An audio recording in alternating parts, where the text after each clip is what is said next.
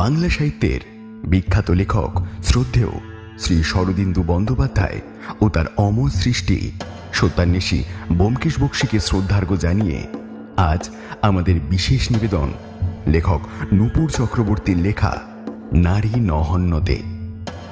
গল্পের মুখ্য চরিত্রে ব্যোমকেশ, অজিত, অনন্ত মল্লিক, দীপনারায়ণ এবং চঞ্চলা। ব্যোমকেশের ভূমিকায় রৌনক এবং গল্পের সমগ্র পরিচালনা ও অজিতের চরিত্রে আমি দীপম।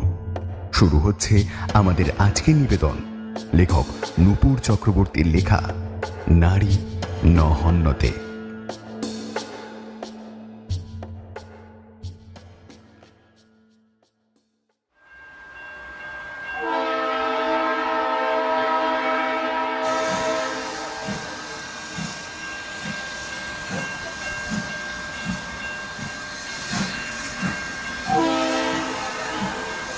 অজিতদা, অজিতদা, এইদিকে, আরে এইদিকে এইদিকে, এই তো। বর্ধমান স্টেশনে শত কোলাহলের মধ্যেও দীপনারায়ণের গলা স্বর চিনতে আমার বিন্দুমাত্র অসুবিধে হলো না। দীপনারায়ণ, সংক্ষেপে দীপু, কলকাতা মেডিকেল কলেজের 3য় বর্ষের ছাত্র। তার সাথেই বর্তমানে আমার আলাপ।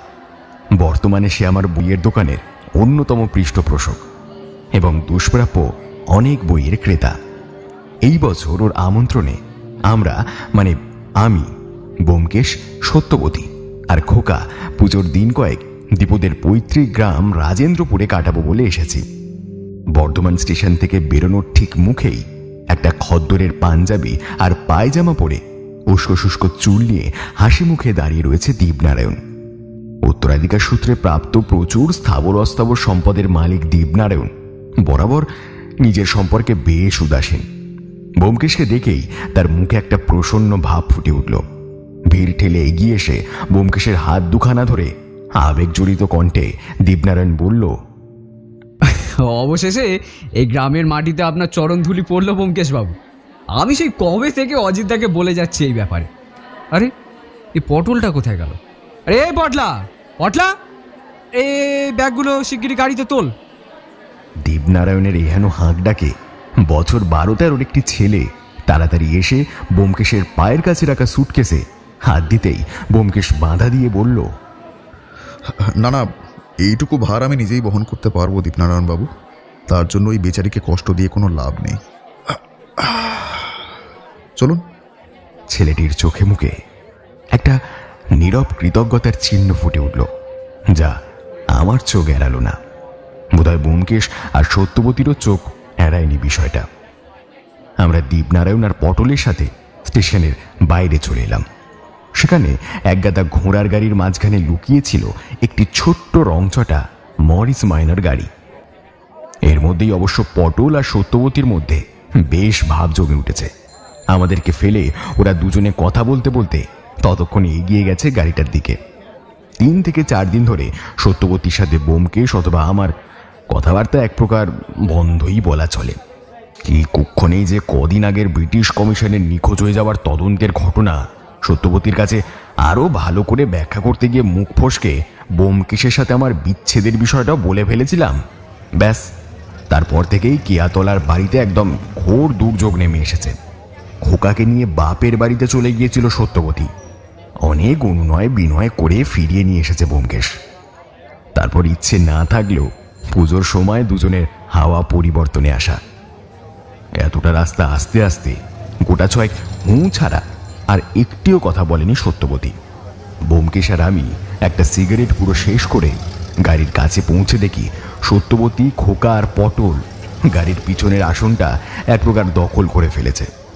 সামনের আসনে আমাদের দুজনের একসাথে বসা সম্ভব নয়, তবে এই মুহূর্তে অনুরোধ করে বিশেষ ফল পাওয়া যাবে না বুঝতে পেরে ব্যোমকেশ আমাকে বলল, এই তোমার কৃতকর্মের ফল না আমাকেও ভুগতে হচ্ছে অজিত। নাও না, নাও না, দাঁড়িয়ে থেকে কি করবে? আরে গাড়িতে উঠে বসো। আমি বরং একটা ভাড়ার গাড়ি নিয়ে নিই, যাই। এই কথায় দীপনারায়ণ প্রায় হইচই ফেলে দিল। আরে না না, কি বলছেন ব্যোমকেশ বাবু? হ্যাঁ, আমি থাকতে আপনি যাবেন এই ভাড়ার গাড়িতে? দাঁড়ান দাঁড়ান, আমি এক্ষুনি একটা ব্যবস্থা করছি। এ পটলা, এই গাড়ি থেকে নাম। হ্যাঁ, আমি টাকা দিচ্ছি, তুই বরং অন্য গাড়িতে চলে আয়। সত্যবতী গাড়ির পিছনের আসন থেকে চেঁচিয়ে বলল, পটল যদি গাড়ি থেকে নামে তবে আমি এখান থেকে 1 পাও নড়ব না বলে দিচ্ছি। দরকার হলে দুপুরে ট্রেন ধরে কলকাতা ফিরে যাব। খুব শিগগিরই গৃহযুদ্ধ বাঁধতে যায় এই আশঙ্কায় আমি বলে উঠলাম, আচ্ছা আচ্ছা, হয়েছে হয়েছে, ঠিক আছে ঠিক আছে, আমি না হয় অন্য গাড়িতে যাচ্ছি, তোমরা এগো। এই দীপু, বলছি ঠিকানাটা একটু বলে দাও তো ভাই। বোধহয় এত তাড়াতাড়ি এই জটিলতার থেকে মুক্তি পাবে এই আশা দেবনারায়ণ করেনি। আমার কথায় সে যেন হাঁফ ছেড়ে বাঁচল। মৃদু প্রতিবাদ করে সে চলে গেল ঘোড়ার গাড়িগুলোর জটলার দিকে। একটু পরে ফিরে এলো বৃদ্ধ কচুয়ান এবং তার তুলনায় ততোধিক বৃদ্ধ একটি ঘোড়ার গাড়িকে সাথে করে। দেবনারায়ণ তার নিজস্ব হিন্দি ভাষায় চেঁচিয়ে বলল, तुम इस बाबू को राजेंद्रपुर में पहुंचा दाओ। अरे दाঁড়িয়ে দাঁড়িয়ে মুখ क्या देखता है, ले जाओ बाबू को। বৃদ্ধ লোকটি লুঙ্গিটা হাঁটু অব্দি গুটিয়ে এক মনে দাঁত খুঁজছিল। দেবনারায়ণের কথায় সে ফিক করে হেসে বলল, বাবু আমি বাঙালি, খোট্টা নই। দেবনারায়ণ একটু বিষম খেল, তারপর বোকার মতন হেসে বলল, মানে ঠিক আছে ঠিক আছে, উনি অনেক দূর থেকে এসেছেন, নিয়ে চলো। ওই যে অনন্ত মল্লিকের বাড়ি আছে না, হ্যাঁ, ওর ওই পাশের গলিটা দিয়ে ঢুকে পুকুরটা পেরিয়ে দোতলা বাড়ির সামনে নামিয়ে দিও। দেবনারায়ণ একরকম আমার অনুরোধ অগ্রাহ্য করে ভাড়াটা মিটিয়ে চলে গেল। আমি গাড়িতে ওঠার পরে বৃদ্ধ কচুয়ান মুখে একরকম চুকচুক শব্দ করতেই অস্থি চর্মসার ঘোড়াটা চি করে ডেকে উঠে দাঁড়ালো। তারপর বৃদ্ধ লোকটা চাবুকটা শূন্যে কয়েকবার সাঁই সাঁই করে ঘুরিয়ে নিয়ে বলল, চল সিকান্দার, আবার বেগে চল। সত্যি আবার বেগই বটে। সিকান্দার মানে ওই অস্থি চর্মসার ঘোড়াটির মধ্যে দেখি অদ্ভুত প্রাণ শক্তি, যেন পক্ষীরাজের মতন তার দুটি অদৃশ্য ডানা রয়েছে। এবড়ো খেবড়ো রাস্তার উপর দিয়ে সে যেন গাড়িটাকে উড়িয়ে নিয়ে চলেছে। মাঝে মাঝে ভয় হচ্ছিল জীর্ণ গাড়িটা এই বুঝি টুকরো টুকরো ভেঙে পড়বে। নীল আকাশের দিকে দিকে ভেসে চলেছে পেঁচা তুলোর মতন মেঘের টুকরো। রাস্তার দুপাশে সাদা কাশফুল মাথা দুলিয়ে যাচ্ছে অনবরত। আজ সপ্তমী, গতকাল দেবী দুর্গার বোধন হয়ে গেছে। তার আগমনের জন্যই প্রকৃতি অকৃত্রিম রূপে নিজেকে সাজিয়ে তুলেছে আজ। গাড়ি বড় রাস্তা ছেড়ে মেঠো পথে ঢুকতেই বারবার ঝাঁকুনিতে এক প্রকার গাড়িতে বসা আমার পক্ষে দায় হয়ে পড়ল। সামনে বসা বৃদ্ধ কচুয়ান ততক্ষণে গলা ছেড়ে গান ধরেছে। একটু পরে রাস্তার মোড় ঘুরতেই বড় একটা বাড়ি নজরে পড়ল, বেশ পুরনো অবশ্য। বাড়ির মূল ফটকের সামনে কলা গাছ বসানো, ভেতরে প্রকাণ্ড শামিয়ানা টাঙানো রয়েছে। ছাদ থেকে ঝুলছে রঙিন কাগজের শিকল। রাস্তায় ভিড় করে আছে বয়স্ক বাচ্চাদের দল। জায়গা দাও, জায়গা দাও, হটো রাস্তা থেকে, হটো হটো হটো। এইরকম নানা রকম আওয়াজ করতে করতে অদ্ভুত কৌশলে ভিড় কাটিয়ে গাড়িটাকে এগিয়ে নিয়ে চলেছে বৃদ্ধ লোকটা। হঠাৎ ভিড়ের মধ্যে থেকে কে বলে উঠল, আরে ও কালীচরণ, মল্লিকের বুড়ি বোঝা আসবি না? বুঝলাম আমার সারথীর নাম কালীচরণ। কালীচরণ হেসে কি যেন বলল, কিন্তু চেঁচামেচিতে শুনতে পেলাম না। ভিড়টা পেরিয়ে এসে মোটামুটি একটা ফাঁকা মতন জায়গায় পৌঁছাতেই আমি জিজ্ঞেস করলাম, আচ্ছা এই কি যেন নাম আপনার? হ্যাঁ কালীচরণ বাবু, বলছি এই মল্লিকের ভুড়ি ভোজটা কি জিনিস? কালীচরণ এক হাতে ছেঁড়া গেঞ্জির ফাঁক দিয়ে পেট চুলকিয়ে জবাবে বলল, এই বাড়ির নাম মল্লিক বাড়ি। অনেক পুরনো আমল থেকে বংশানুক্রমিক ভাবে ধুমধাম করে পুজো হয়ে এসেছে এই বাড়িতে। এখন 15 বছর ধরে এই বাড়ির পুজোর দায়িত্বে রয়েছেন মল্লিক বংশের বড় ছেলে অনন্ত মল্লিক। এই সপ্তমীর দিন থেকে দশমী অবধি দুবেলা গ্রামে কারোর বাড়িতে রান্না হয় না, বুঝলেন কিনা। গরিব বড় লোক এই জাত ধর্ম নির্বিশেষে সবাই এখানে খেতে আসে। আর মা জননী মা, মা পরমেশ্বরী মা তো এই গাঁয়ের সাক্ষাৎ লক্ষ্মী প্রতিমা। উনি আছেন বলেই তো পুজো আচ্চার দিনে একটু নতুন নতুন সুতো গায়ে ওঠে গরিবদের। রোজ রাতে কবি গানের আসর বসে, এখানে চলে আসে আসবেন। এই যে এলাহি ব্যাপার একজন, থাকছেন যখন নিজের চোখেই দেখতে পাবেন। কালীচরণ দীপনারায়ণের কথা মতো একটা দোতলা বাড়ির সামনে আমাকে নামিয়ে দিয়ে চলে গেল। বাড়িটা সদ্য রং করা হয়েছে, তবুও দেওয়ালের বড় বড় ফটকগুলোকে লুকানো যায়নি। একতলায় ছোট দাতব্য চিকিৎসালয়টা দেখেই আন্দাজে বুঝে নিলাম এটাই দীপনারায়ণের বাড়ি। কিন্তু এতক্ষণে তো ব্যোমকেশদের চলে আসার কথা, ওরা তো গাড়িতে এসেছে, গেল কই? অবশ্য বেশিক্ষণ ভাবতে হলো না, খানিক পরেই ধক ধক আওয়াজ করতে করতে হাজির হলো মরিস মাইনার গাড়িটা। গাড়ির ছাদের ওপরে খড়ের আঁটি ভর্তি। ব্যোমকেশ গাড়ি থেকে বেরিয়ে হাত পা ঝাড়তে ঝাড়তে বলল, আরে ধন্য আপনার গাড়ি চালানো দীপনারায়ণ বাবু, ও আপনিই পারেন। এ মাফ করবেন ব্যোমকেশদা, আসলে স্টিয়ারিংটা হঠাৎ করে লক হয়ে যাবে না, আমি বুঝতে পারিনি। গাড়ির ভেতর থেকে পটল দেখি হঠাৎ মুখ বাড়িয়ে বলল, এই জন্য দীপুদা গাড়িটা বের করতে আমি বারণ করেছিলাম। যাক, তাও আজকে খড়ের কাদার উপর দিয়ে গেলে, আগের বার তো আমাকে নিয়ে একেবারে পানা পুকুরে ডুবে গেছিলে। সত্যবতী খিলখিলিয়ে হেসে উঠল, সাথে সাথে আধো আধো কণ্ঠে খোকাও। সবার সামনে কৌতুকের পাত্র হয়ে যাচ্ছে দেখে দীপনারায়ণ একটু গলা খাকড়ে বেশ মেজাজ নিয়ে বলল, হাই ডেপো ছোকরা, বড়দের মুখে মুখে কথা, চুপ কর, যা শিগগির ঘর যা। পটল সত্যবতী আর খোকাকে নিয়ে বাড়ির ভিতরে চলে গেল। সত্যবতীর সাথে পটলকে এই মুহূর্তে ঠিক যেন ছোট ভাইটির মতন লাগছে। দীপনারায়ণ গাড়ির ডিকি খুলতে খুলতে বলল, বুঝলেন ব্যোমকেশবাবু, আসলে পটলের জন্মের পর ওর বাবা মা মারা যায়। তখন থেকেই ও আর ওর দিদি দুজনেই মল্লিক বাড়িতে থাকে। ওর বাবা বলরাম বিশ্বাস, মানে ওই অনন্ত মল্লিক, মানে আসার সময় যার বাড়িতে দেখলেন পুজো হচ্ছে, হ্যাঁ ওই তার পালিত পুত্র ছিলেন। ব্যোমকেশ আমার ও নিজের সুটকেসটা হাতে নিয়ে জিজ্ঞাসা করল, আপনি পটলের কেউ হন? না না, সেরকম কিছু নয়। আসলে ওর জ্যাঠা অনন্ত মল্লিক, হ্যাঁ ওনার চিকিৎসার জন্যই আমি মাঝে সাঝে ওদের বাড়িতে যাই। ভদ্রলোক প্রেশারের রুগী, সেখান থেকেই পরিচয়। ও আমাকে দাদা বলে ডাকে। বাচ্চারা জানেন তো ভালোবাসার কাঙাল। আজকে কলকাতা থেকে আপনারা আসছেন শুনে একরকম জোর করেই আমার সঙ্গে গেছে। ব্যোমকেশ একটু মুচকি হেসে পকেট থেকে সিগারেটের বাক্সটা বের করেও কেন জানি না আবার ঢুকিয়ে রাখল। দীপনারায়ণ অনেক কসরত করে গাড়িটাকে বাড়ির পাঁচিলের পাশে দাঁড় করিয়ে আমাদের নিয়ে গেল বাড়ির ভেতরে। বাড়িটা পুরনো হলেও চারপাশে বেশ পরিষ্কার পরিচ্ছন্ন, ঝকঝকে মেঝে, বাড়ির ধার বরাবর নানান ধরনের পাতাবাহার গাছ বসানো। একতলায় বেশ বড় বড় খানতিনে ঘর এবং বারান্দার শেষের ঘরটা বোধহয় রান্নাঘর। দীপনারায়ণ ওই তিনটে ঘরের একটা দরজার সামনে দাঁড়িয়ে তালা খুলতে খুলতে বলল, এটা আপনার আর বৌঠানের ঘর ব্যোমকেশবাবু, আমি গুছিয়ে রেখেছি। অজিতবাবু, আপনার ঘরের পাশে। ঘরটা বেশ বড়, সাদা মার্বেল পাথরের নকশা করা মেঝে, মাঝখানে একটা প্রকাণ্ড বাহারি খাট, খাটের উল্টো দিকে দেওয়াল জোড়া জানলা, খাটের উপর নরম তুলতুলে গদি, লাল মখমলের চাদর। ব্যোমকেশ সুটকেসটা মেঝেতে নামিয়ে এবার সিগারেট ধরিয়ে জানলার কাছে চলে গেল।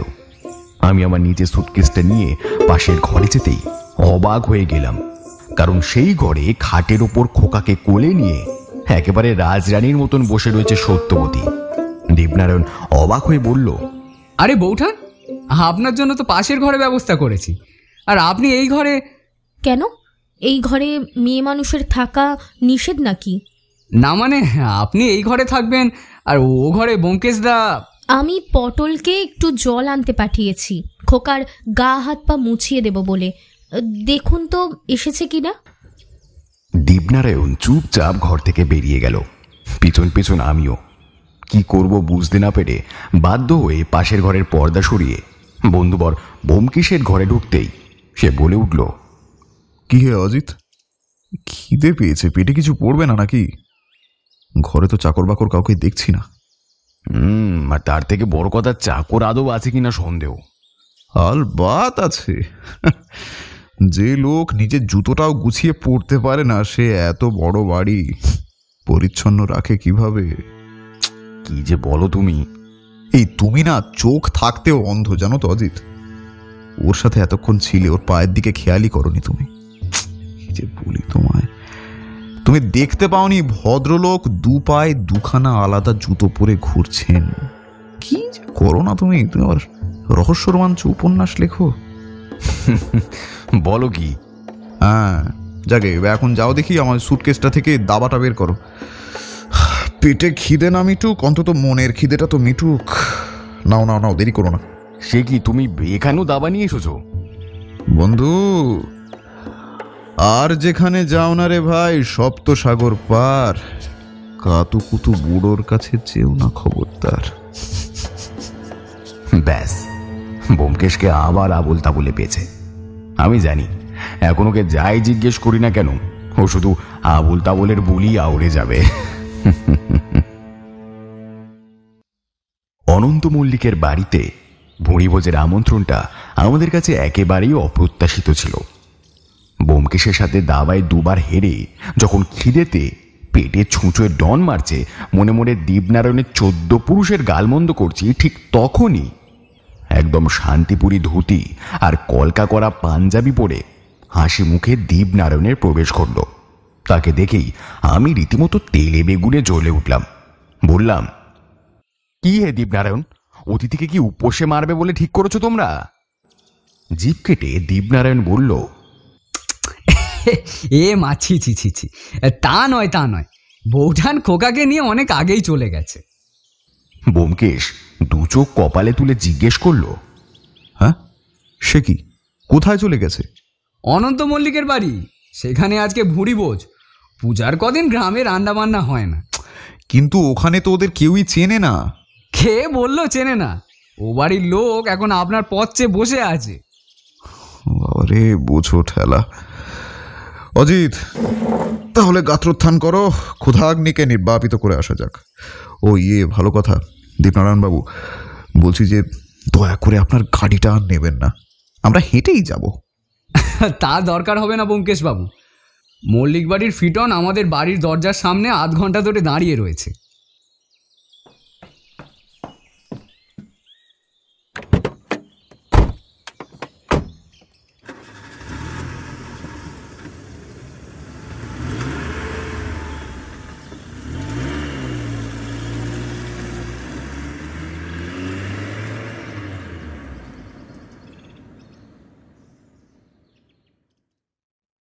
অনন্ত মল্লিকের বাড়িতে যখন পৌঁছালাম তখন ঘড়ির কাঁটা 1টার ঘর পেরিয়ে গেছে।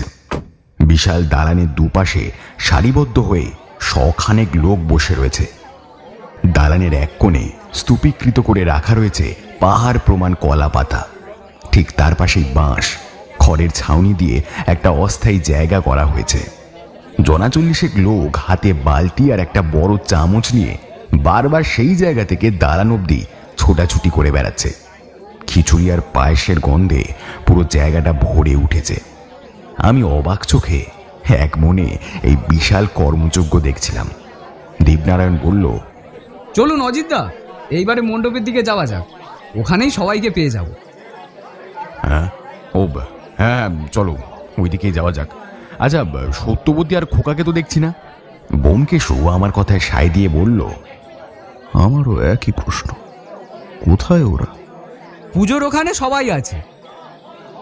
পুজোর মণ্ডপটা বাড়ির ঠিক পেছন দিকে, বেশ কিছুটা হেঁটে যেতে হয়। ইট দিয়ে বাঁধানো পথের দুপাশে লতা পাতার জঙ্গল, তাতে ছোট ছোট প্রজাপতির মতন ফুল ফুটেছে। মণ্ডপে যাওয়ার পথের পাশে একটা বড় পুকুর, উপর থেকে বাঁধানো সিঁড়ি চলে গেছে নিচ অব্দি। পুকুরের ধার ঘেঁষে ডালপালা মিলে দাঁড়িয়ে রয়েছে একটা প্রকাণ্ড বটগাছ, তার শিকড়গুলো নেমে গেছে জলে। দীপনারায়ণের মুখে শুনলাম অনন্ত মল্লিকের প্রপিতামহ নাকি এই পুকুরটা খনন করার সময় অষ্টধাতুর দুর্গা মূর্তিটা পান। আগে নাকি এত বড় বাড়ি ছিল না। তাছাড়া অনন্ত মল্লিকের পূর্বপুরুষদের আর্থিক অবস্থা সে সময় তলানিতে ঠেকেছিল। ওই মূর্তিটা পাওয়ার পর থেকেই অদ্ভুতভাবে চরচর করে তাদের ব্যবসায় লাভের পারদ বাড়তে শুরু করে। এইসব কথায় কথায় আমরা মণ্ডপের সামনে এসে পৌঁছলাম।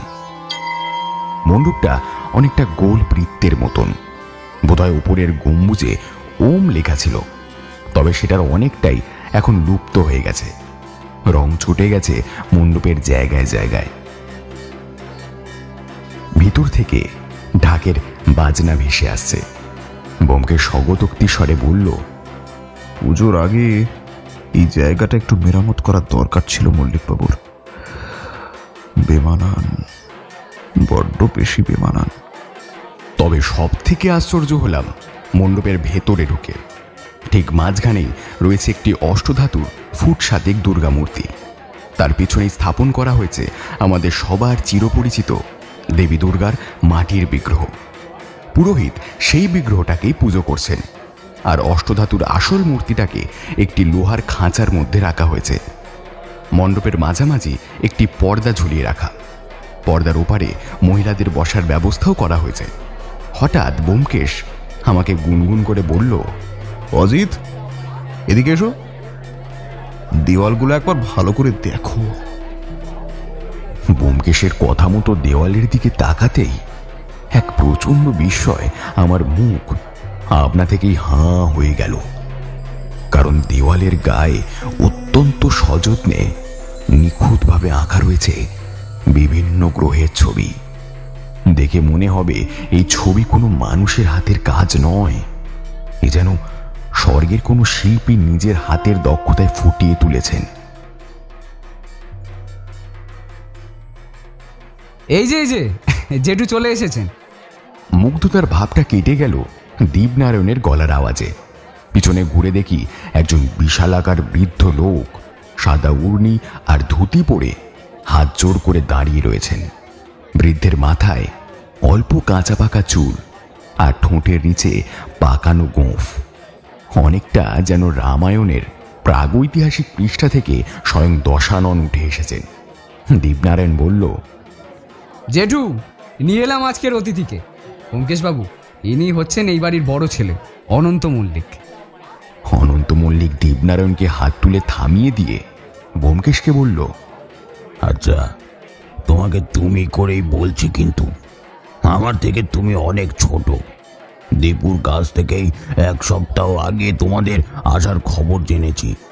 তাছাড়া নন্দদুলাল, চিনতে পারছো তো, যার দাদার মৃত্যুর কেসটা তুমি সমাধান করেছিলে, ওর মুখে তোমার অনেক সুনাম শুনেছি, তাই দেখা করার ইচ্ছে হয়েছিল। তবে মা যে এভাবে দেখা করিয়ে দেবে তা বুঝতেই পারিনি। আরে দেখো দেখো, তোমাদের দাঁড় করিয়ে রেখেছি, এসো, তোমরা আমার সাথে এসো। মল্লিক মশাইয়ের পিছন পিছন আমরা মাটির বিগ্রহের সামনে সত্যবতী আর খোকাকে দেখতে পেলাম।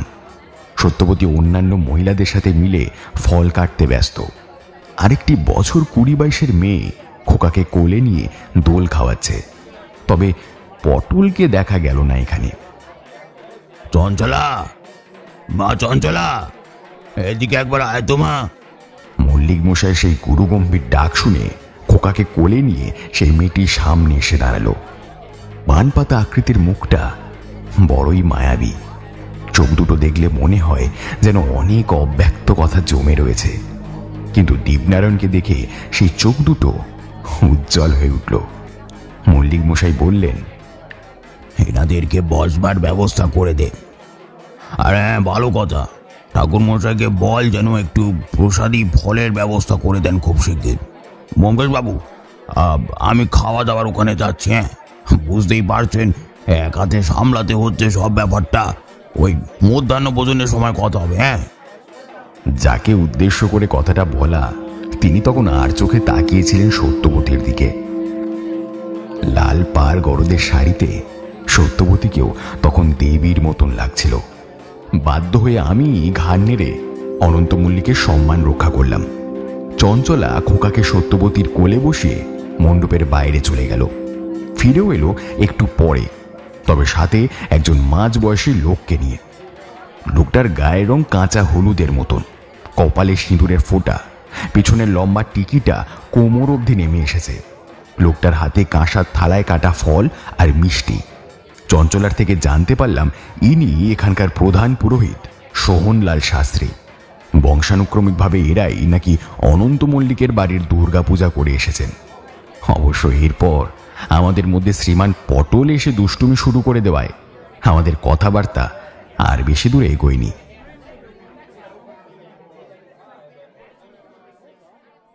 সপ্তমীর ভুরিভোজ মিটতে মিটতে প্রায় 3টে বেজে গিয়েছিল, আর আমাদের মধ্যাহ্নভোজে বসতে বসতে প্রায় 4টে।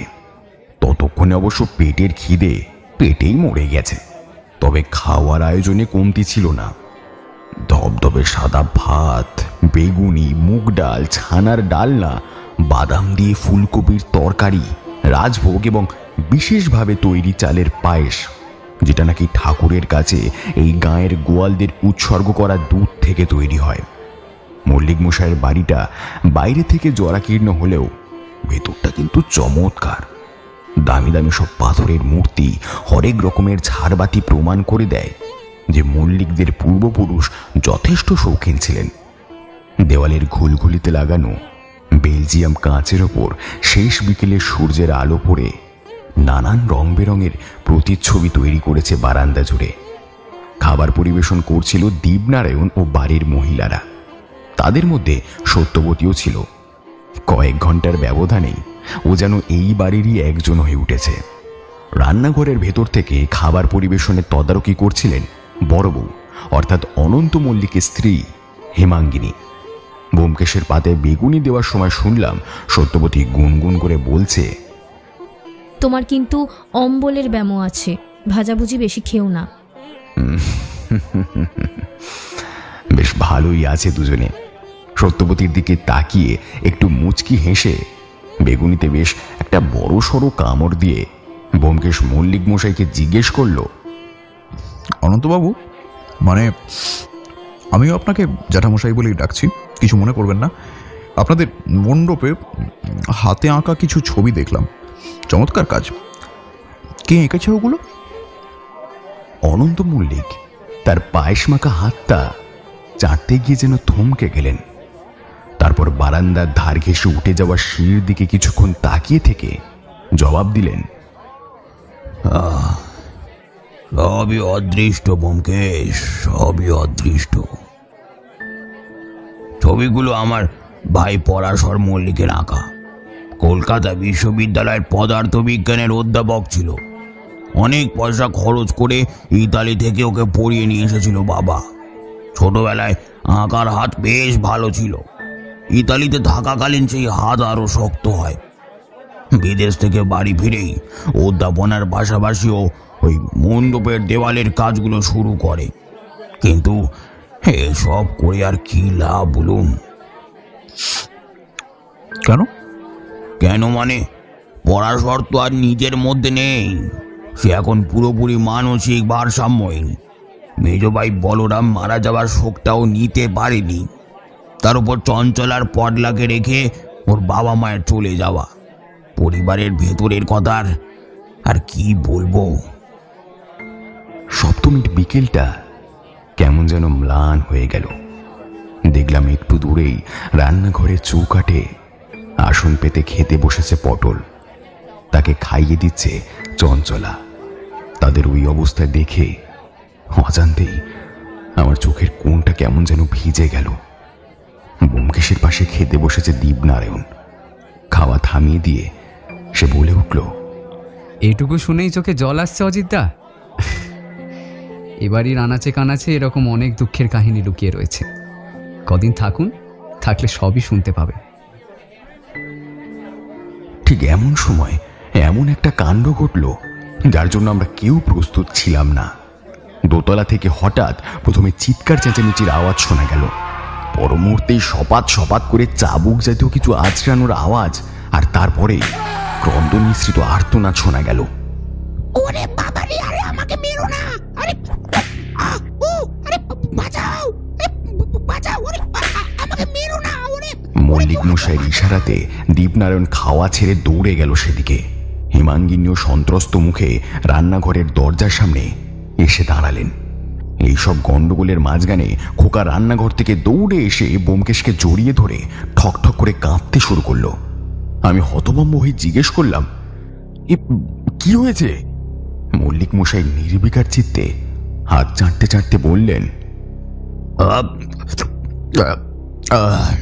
পরাশর খেপে গেছে। ও ও বেটা খেপে গেলে প্রচন্ড ভায়োলেন্ট হয়ে ওঠে, একে তাকে কামড়ে দেয়, সামলানো বিভৎস কঠিন হয়ে পড়ে। তখন এইসব নিত্যদিনের ব্যাপার, চাকররা আছে সামলে নেবে, আপনি আপনি খান। এইসব ঘটনাচক্রে আমার আর ব্যোমকেশের ভালো করে খাওয়া হলো না।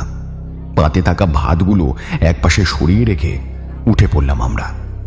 খাওয়া শেষ করে মল্লিক মশাই মুখ ধুয়ে পাঞ্জাবির পকেট থেকে একটা ছোট্ট টিনের কৌটো বের করে কয়েকটা লবঙ্গ আর এলাচ দানা মুখে দিয়ে বারান্দায় ভাঁজ করে রাখা আরাম কেদারাটা খুলে তাতে বসে চোখ বুঝলেন। ব্যোমকেশ খোকাকে কোলে নিয়ে কিছুক্ষণ আদর করে তারপর ওকে রান্নাঘরে দিয়ে এসে আমাকে বলল, আরে এই অজিত, চলো মণ্ডপ থেকে আরেকবার ঘুরে আসা যাক। না না থাক, একেবারে দীপনারায়ণের ঘরে গিয়ে বিশ্রাম নেব নয়। এই তুমি না দিন দিন বড্ড কুঁড়ে হয়ে যাচ্ছ, জানো তো? আমরা এখানে কি করতে এসেছি? কি করতে আবার? পুজোর ছুটি কাটাতে। আর একটু পরেই সন্ধ্যা নামবে, সপ্তমীর সন্ধ্যারতি শুরু হয়ে যাবে, আর তুমি বলতে চাও পুজোর ছুটি কাটাতে এখানে এসে সন্ধ্যারতি না দেখে বাড়ি ফিরে গিয়ে নাক ডাকবো? হ্যাঁ, কি করে বলো তুমি এগুলো? আরে না, আমি ওটা বলতে চাইনি আসলে। ঠিক আছে চলো। আমরা সদর দরজা দিয়ে বেরোতে যাব এমন সময় দীপনারায়ণ পেছন থেকে বলল, ব্যোমকেশ বাবু, আমি বৌঠানার খোকাকে রেখে আসতে যাচ্ছি। মল্লিক মশাই চেয়ার থেকে উঠে বসে অবাক হয়ে বললেন, এ বাবা, সে কি? একটু পরেই সন্ধ্যারতি হবে, মাকে শীতল ভোগ নিবেদন করতে হবে, এখন চলে গেলে চলবে কি করে? আগে জেঠিমাও তাই বললেন, কিন্তু বৌঠান থাকতে চাইছেন না, বলছেন পরে আবার সন্ধ্যের দিকে আসবেন।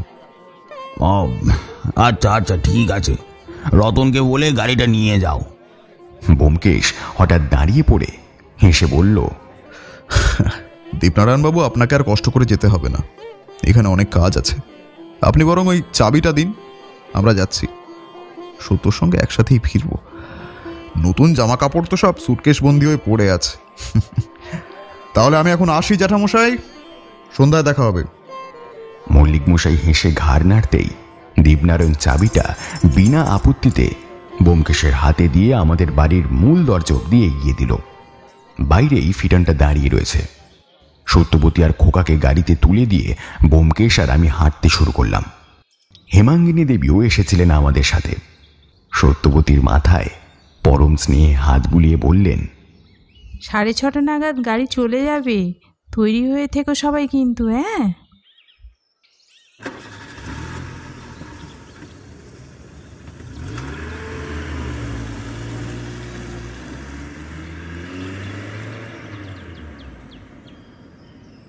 ব্যোমকেশ আর আমি পাশাপাশি হাঁটছিলাম। মেটো পথ ধরে মাঝে মাঝেই মালপত্র বোঝাই গরুর গাড়ি কেঁচুর কেঁচুর আওয়াজ তুলে চলে যাচ্ছে। কেউ কেউ আবার নতুন জামা কাপড় পরে বাচ্চার হাত ধরে ঘুরতে বেরিয়েছে। গন্তব্য খুব সম্ভবত মল্লিক বাড়ি। রাস্তার ধারে খোলা আকাশের নিচে উনুন ধরিয়ে জিলিপি ভাজছে একটা লোক। তার পাশে দাঁড়ানো ছোট্ট ছেলেটা সেই ভাজা জিলিপিগুলোকে রসের মধ্যে অতি সাবধানে ডুবিয়ে তুলছে। তাকে ঘিরে জটলা বাঁকিয়ে রয়েছে প্রায় গোটা 10 লোক। সত্যবতী আর খোকাকে নিয়ে ফিটেনটা দূরে মিলিয়ে যেতেই ব্যোমকেশ রাস্তার ধার থেকে কয়েকটা কাশফুল তুলে নিয়ে একটা অদ্ভুত কথা বলে বসল। জানো অজিত, চঞ্চলার বাবা মা আত্মহত্যা করেছে, স্বাভাবিকভাবে মারা যায়নি। কে বলল? কি আর বলবে, চঞ্চলা বলেছে আমাকে। চঞ্চলা? কিন্তু কখন বলল? সারাক্ষণ আমার আর সত্যবতীর মুখের দিকে তাকিয়ে থাকলে চলবে বন্ধু? একটু বুদ্ধিটাও খরচা করতে শেখো। দেখনি, খোকাকে দিতে আমি রান্নাঘরে ঢুকেছিলাম। ও হ্যাঁ, তাই তো। কিন্তু তোমাকে হঠাৎ করে ও কথা বললো কেন? হ্যাঁ, কারণ ওদের গ্রামের পাশের গ্রাম মালতীপুর, এখান থেকে ওই 3-4 কিলোমিটার মতো হবে। সেই গ্রামে কারোর ঘরে কন্যা সন্তান জন্মানো মানে অভিশাপ। বাপরে, সে আবার কিরকম কথা? যাকে ওসব বাদ দাও, চলো জিলিপি খাওয়া যাক।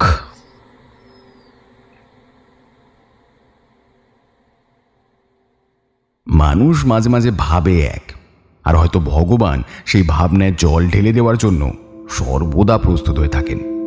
সন্ধ্যার দিকে আমরা সবাই মল্লিক বাড়িতে যাওয়ার জন্য প্রস্তুত হয়েই ছিলাম। ঠিক বেরোনোর মুখেই শুরু হলো প্রবল ঝড় বৃষ্টি, তার সাথে বিকট শব্দে বাজ। ব্যবসা গরমটা অবশ্য দুপুর থেকেই ছিল, কিন্তু আকাশে মেঘের কণা মাত্র না থাকায় ঘুণাক্ষরেও আন্দাজ করা যায়নি যে সন্ধ্যাবেলা পরিস্থিতি এমন জায়গায় দাঁড়াবে।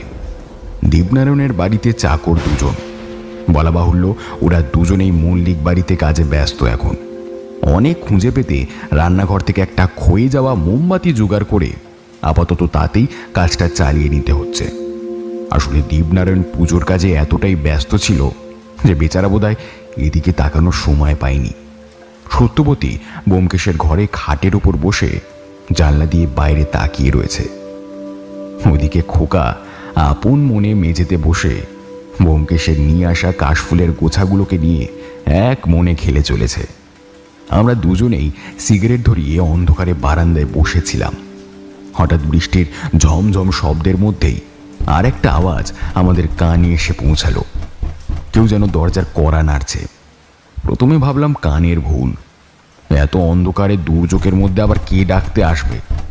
তবে অচিরেই সেই ভুল ভাঙল, কারণ দরজার কড়া নাড়ার আওয়াজের সাথে একটা অতি পরিচিত কণ্ঠস্বর যোগ হয়েছে।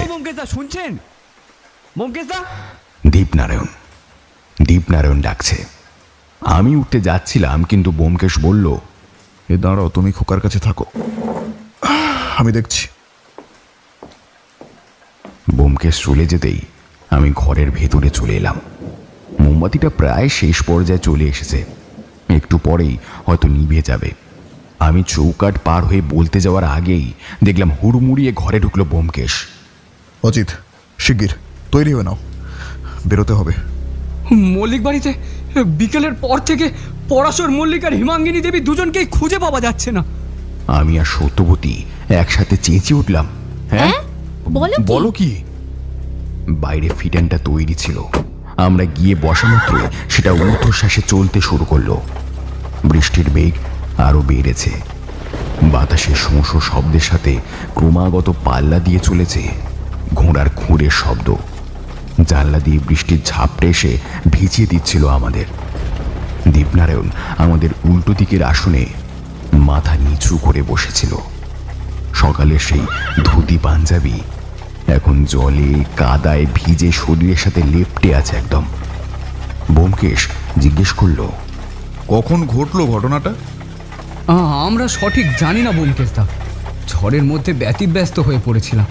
তার মধ্যে আরতি দেখার জন্য মানুষের ভিড়, তাদের সবাইকে একটা নিরাপদ জায়গায় নিয়ে যাওয়া, পুজোয় যাতে কোনো বিঘ্ন না ঘটে তা দেখা, এসবের মধ্যে মূল বাড়িতে ঢোকার আর সময় পায়নি। তখন 5:30 কি 6:45 হবে। শুনেছি নিয়ম অনুযায়ী ওই সময় পরাশর মল্লিক খই আর দুধ খান। সময় মতো ওনার ঘরে এটা পৌঁছে দেওয়ার দায়িত্ব ছিল চঞ্চলার। চঞ্চলা সেই মতো আজকে গেছিল, কিন্তু দোতলায় উঠে দেখতে পায় ঘরের দরজা খোলা, মেজময় কাগজপত্র ছড়ানো, আর সেখানে আর কেউ নেই। আর আপনার জ্যাঠাইমা? আপনাদের সঙ্গে দেখা করার পরে পুজোর জোগাড়ে তিনি মণ্ডপে চলে যান। শুনেছি সেখানে কিছুক্ষণ থাকার পরে তিনি কাউকে না জানিয়ে সেখান থেকে বেরিয়ে গিয়েছেন। পুলিশে খবর দেওয়া হয়েছে? তাছাড়া ওনার আত্মীয় স্বজন? জ্যাঠাইমা পুরনো দিনের মানুষ, ঘর থেকে কাউকে কিছু না জানিয়ে একা একা কোনোদিনও বের হন।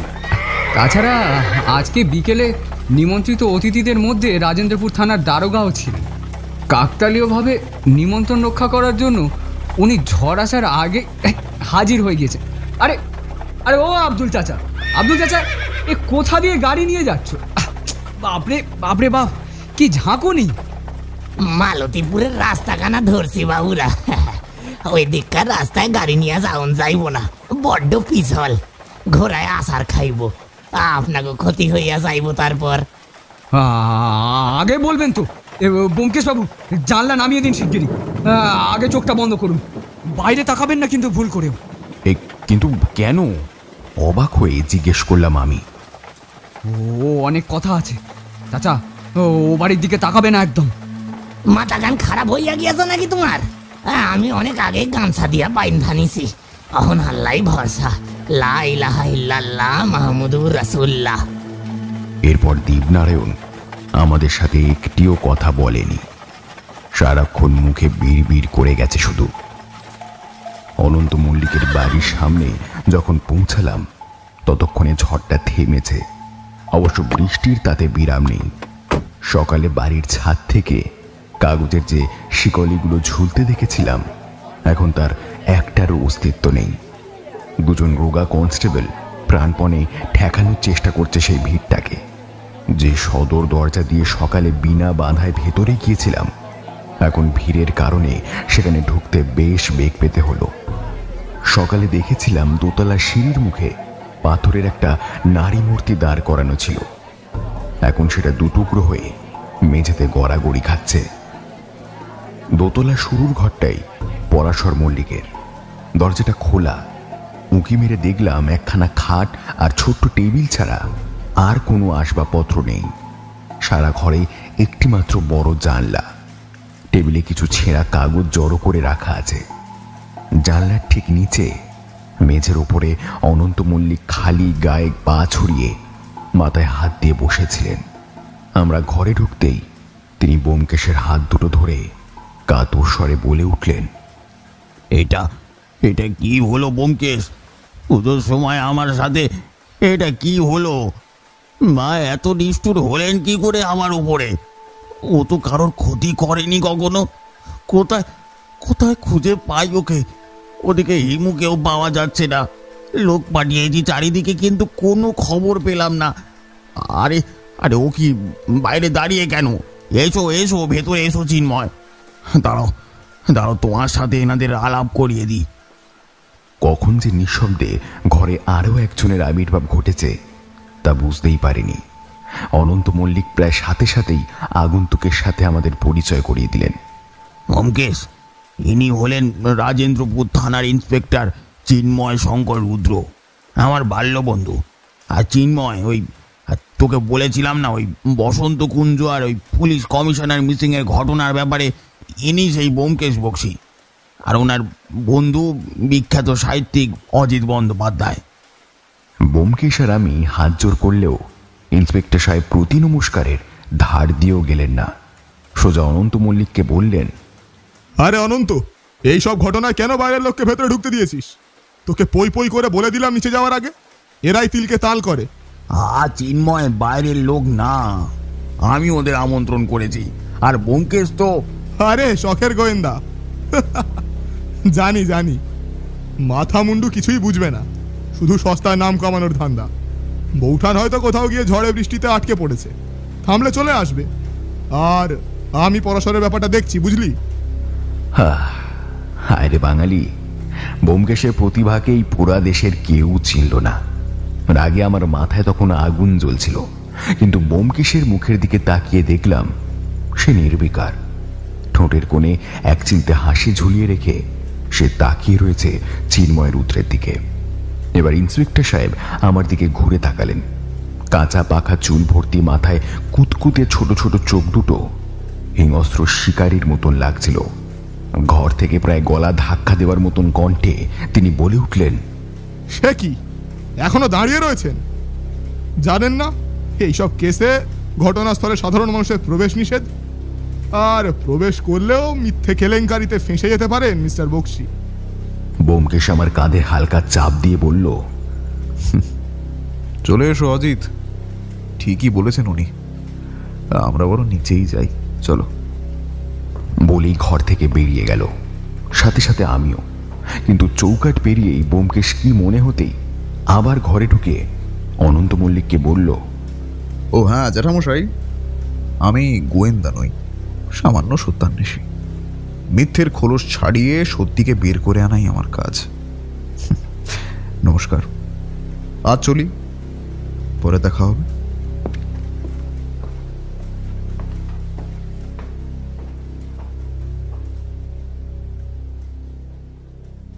ঘরের ভেতরটা কেমন গুমোট হয়ে উঠেছিল, তাই বাড়ির বাইরে পা রাখতেই ঠান্ডা হাওয়ায় অস্বস্তিটা কেটে গেল নিমেষেই। বৃষ্টি পুরোপুরি থেমে গেছে। ছেঁড়া ছেঁড়া কালো মেঘের আড়াল থেকে উঁকি মারছে চাঁদ। ব্যোমকেশ একটা সিগারেট ধরিয়ে বলল, একটু মণ্ডপের দিকে ঘুরে আসা যাক, চলো। মায়ের মুখটা দেখে একটু মনটাকে শান্ত করে আসে। বৃষ্টিতে পুকুর ধারের রাস্তাটা পুরো চটচটে কাদায় মাখামাখি হয়ে আছে। একটু অসাবধান হলে আচার খাওয়ার প্রবল সম্ভাবনা। পুকুরের ধার বরাবর বেশ কিছুটা অংশ লতা পাতার জঙ্গলে ভর্তি। বৃষ্টি থেমে যাওয়ায় সেই জঙ্গল থেকে ছিঁচি পোকার কুড়াস শুনতে শুনতে আমরা এগিয়ে চলেছি মণ্ডপের দিকে। সেখান থেকে ভেসে আসা ঘণ্টা আর ঢাকের আওয়াজ বুঝিয়ে দিচ্ছে আরতির সময় আসন্ন। অন্ধকারের মধ্যে নারী কণ্ঠের আওয়াজে আমি চমকে উঠলাম। ব্যোমকেশ সিগারেটটা সঙ্গে সঙ্গে ফেলে ঘুরে দাঁড়ালো। আরে চঞ্চলা, এই অন্ধকারে কি ব্যাপার, কিছু বলবে? চঞ্চলা তৎক্ষণাৎ ঠোঁটে আঙুল দিয়ে বলে উঠল, আস্তে আস্তে, কেউ শুনতে পেলে কেলেঙ্কারি হয়ে যাবে। অনেক কথা আছে ব্যোমকেশদা, এদিকে আসুন। সে আমাদের নিয়ে পুকুরের সিঁড়ি দিয়ে নামতে শুরু করলো। অবাক হলাম, ও কোথায় নিয়ে চলেছে আমাদের। একটু আগের ভরা বৃষ্টিতে পুকুর প্রায় টইটুম্বর। সিঁড়ির ধার ঘেঁষে মোটা মোটা বটগাছের শিকড় অজগর সাপের মতো নেমে এসেছে জলের দিকে। মোটা মোটা শ্যাওলার আস্তরণ পড়েছে তাতে। কিন্তু দেখলাম ব্যোমকেশ দিব্যি নেমে যাচ্ছে চঞ্চলার সাথে। পাগল হয়ে গেছে নাকি ও? সিঁড়ির প্রায় শেষ ধাপে নেমে হঠাৎ ভোজবাজির মতন ওরা দুজন অন্ধকারে উদাও হয়ে গেল। আমি বুঝতে না পেরে কিছুক্ষণ দাঁড়িয়ে রইলাম। তারপর ফিসফিস করে ডাকলাম, ব্যোমকেশ, ব্যোমকেশ। অজিত, তুমিও না, এসো। বলেই আচমকা ব্যোমকেশ হাত ধরে হ্যাঁচকা টান মারলো, আর আমিও টাল সামলাতে না পেরে বটগাছের শিকড়গুলোর ফাঁকে ঢুকে পড়লাম। কি আশ্চর্য! প্রকৃতি এখানে তার আপন খেয়ালে বটগাছের শিকড়গুলো দিয়ে সিঁড়ির গা ঘেঁষে যেন এক টুকরো ছোট্ট ঘর তৈরি করেছে, যা বাইরের কারোর পক্ষে বোঝা অসম্ভব। অন্ধকারে আমরা তিনজন চুপচাপ দাঁড়িয়ে রয়েছি, আমি, ব্যোমকেশ এবং সত্য বসনসিক্ত এক রমণী। জায়গাটা এতটাই চুপচাপ যে আমরা একে অন্যের নিঃশ্বাসের আওয়াজ পর্যন্ত শুনতে পাচ্ছি। কিন্তু এই অস্বস্তিকর নীরবতা প্রথম ভঙ্গ করল চঞ্চলা। আমাকে আমাকে বাঁচান ব্যোমকেশদা, ভাই এখনো ছোট। এই মুহূর্তে আমার কিছু হয়ে গেলে ও তো ভেসে যাবে। তোমার কিছু হয়ে যাবে মানে? আমাদের পাশের গ্রাম মালতীপুর, সেই গ্রামে লোকজন থাকে না বললেই চলে। যদি কখনো যান, দেখতে পাবেন সেখানে একটা পুরনো বাড়ি আছে, দেখতে অনেকটা রাজবাড়ির মতো। সবাই ওটাকে বিশ্বাসদের বাড়ি বলে জানে। আমাদের বড় জেঠু অনন্ত মল্লিকের সাথে বিশ্বাস বাড়ির বড় কর্তা সারদা প্রসাদ বিশ্বাসের বেশ ভালোই সম্পর্ক ছিল। তারা দুজনেই একই ব্যবসার অংশীদার ছিলেন। বাবার মুখে শুনেছি বিশ্বাসদের বাড়িতেও সবার জন্য পুজোর সময় ভোজের ব্যবস্থা থাকতো। কিন্তু একদিন অঘটন ঘটে গেল। দুর্গাপুজোর অষ্টমীতে ভিয়েন থেকে আগুন লাগলো গোটা বাড়িতে। পুড়ে ছাই হয়ে গেল অত সুন্দর পুজোর আয়োজন। সেই আগুনে নিজের ঘরেই পুড়ে মারা যান বিশ্বাস বাড়ির বড় ছেলে সুধাংশু শেখরের স্ত্রী মৃণালিনী। পত্নীর মৃত্যুর পরেই সন্তানহীন সুধাংশু শেখর শোকে প্রায় পাগল হয়ে গিয়েছিলেন এবং লক্ষ্মী পুজোর দিন বাড়ির বারান্দায় গলায় ধুতির ফাঁস লাগিয়ে আত্মহত্যা করেন। এইটুকু বলে চঞ্চলা থামল। ব্যোমকেশ জিজ্ঞেস করল, কিন্তু এর সাথে তোমার অনিষ্টের সম্পর্কটা কি? সেটাই এবার বলছি ব্যোমকেশদা। জবাবটা দিতে গিয়ে গলাটা যেন একটু কেঁপে গেল চঞ্চলার। সুধাংশু শেখরের মৃত্যুর পর উত্তরাধিকারের অভাবে ওই বাড়ি ফাঁকা পড়ে থাকতে থাকতে একসময় জঙ্গলে পরিণত হয়। গ্রামের মোড়লরা অনেক চেষ্টা করেছিল বাড়িটা বিক্রি করার, কিন্তু এই অপঘাতে মারা যাওয়ার ঘটনা শুনে কেউ আর এগিয়ে আসতো না। আমার বয়স তখন 10 বছর। পটলের মাত্র 4, সবে হাঁটতে শিখেছে। সেই বছর জ্যাঠামশাইয়ের খাস চাকর প্রহ্লাদ এক অষ্টমীর আগের দিন রাতে ওই বাড়ির বারান্দায় মৃত মৃণালিনীর মতো কাউকে দাঁড়িয়ে থাকতে দেখতে পায়।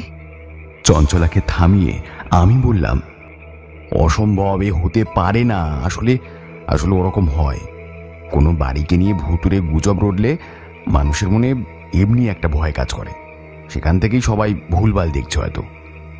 হয়তো আমিও বিশ্বাস করতাম না, কিন্তু অষ্টমীর রাতেই প্রহ্লাদের মেয়ে, মানে আমার সই শকুন্তলা, হারিয়ে যায়।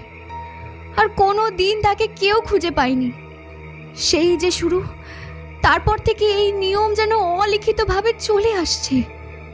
প্রত্যেক বছর ঠিক অষ্টমীর রাতে ওই গ্রামের কোনো না কোনো মেয়ে আজও হারিয়ে যায়। আর প্রত্যেকবার হারিয়ে যাওয়ার আগেই ওরা মৃণালিনী দেবীর মতো কাউকে বারান্দায় দাঁড়িয়ে থাকতে দেখেছে। আর আর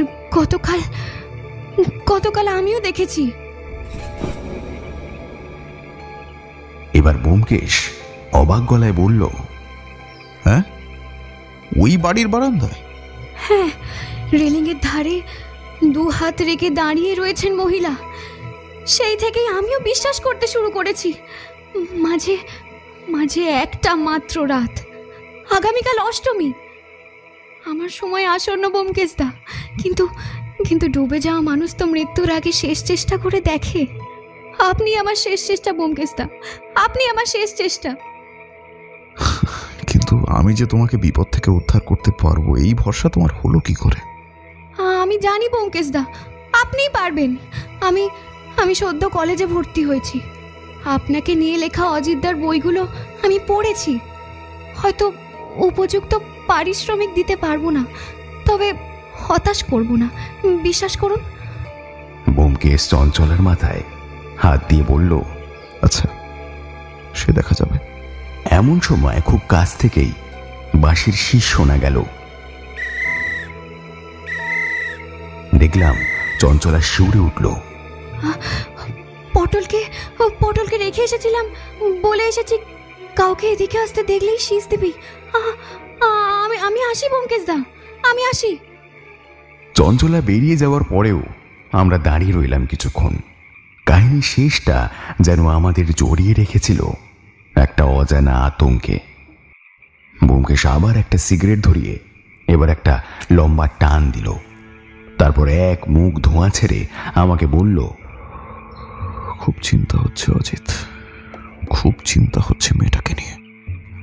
তা তোমার কি মনে হয় ব্যোমকেশ, এর পেছনে সত্যি কি কোনো অলৌকিক কিছু রয়েছে?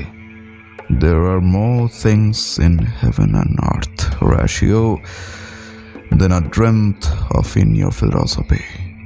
বাপরে, এ তো হ্যামলেটকে নিয়ে চলে এলে। আমাদের হাতে সময়টা খুব কম অজিত।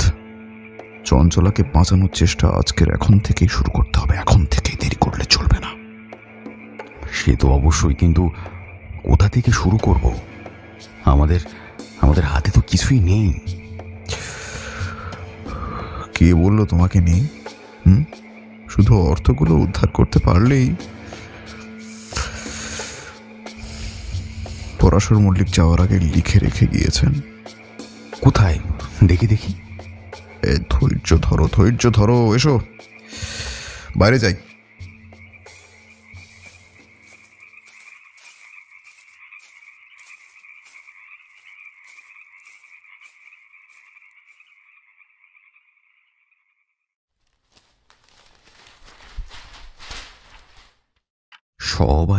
সব আছে, সাপ আছে, সাপ আছে, গ্রহে ঘিরে দিক, জল নাই, কাদা নাই, বালি চিকচিক, বানে যদি খুলে যায় মরণের দ্বার, সহসা করিও না প্রবেশ, তিষ্ঠ ক্ষণ 3-4।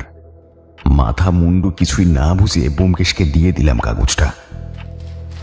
ব্যোমকেশ দ্বিতীয়বার চোখ বুলিয়ে চশমাটা খুলে কাগজটা টেবিলে চাপা দিয়ে রাখল। আমার আর ব্যোমকেশের উল্টো দিকে বসে রয়েছে চঞ্চলা এবং দীপনারায়ণ। সত্যবতীর সাথে ব্যোমকেশের দাম্পত্য কলের আগুন এবার বোধহয় আস্তে আস্তে নিভতে শুরু করেছে।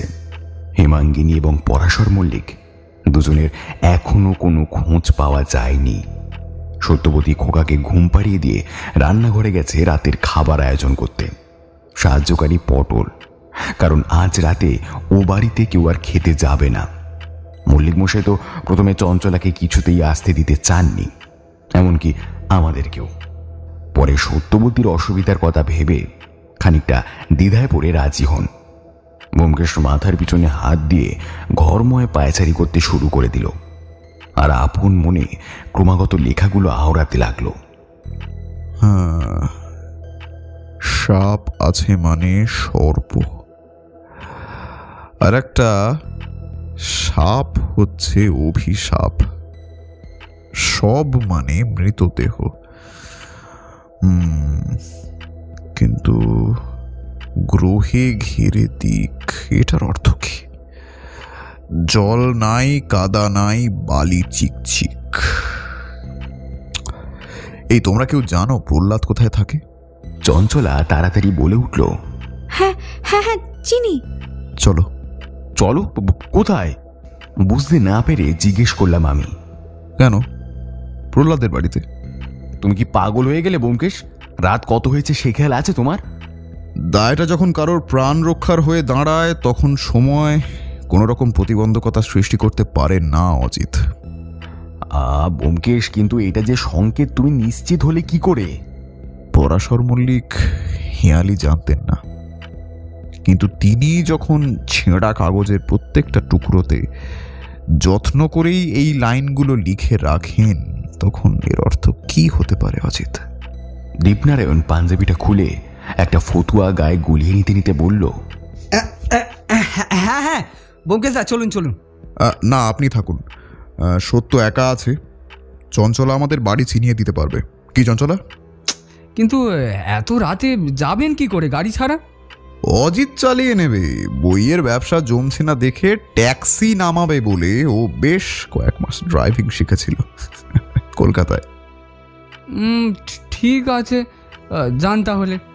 তবে হ্যাঁ, এই সেকেন্ড গিয়ারে কিন্তু প্রচণ্ড প্রেশার লাগবে। হ্যাঁ, সে চিন্তা নেই, ও অজিত সব বুঝে নেবে। এসো চঞ্চলা। আর হ্যাঁ, দীপনারায়ণ বাবু, সবাইকে নিয়ে একটু সাবধানে থাকবেন।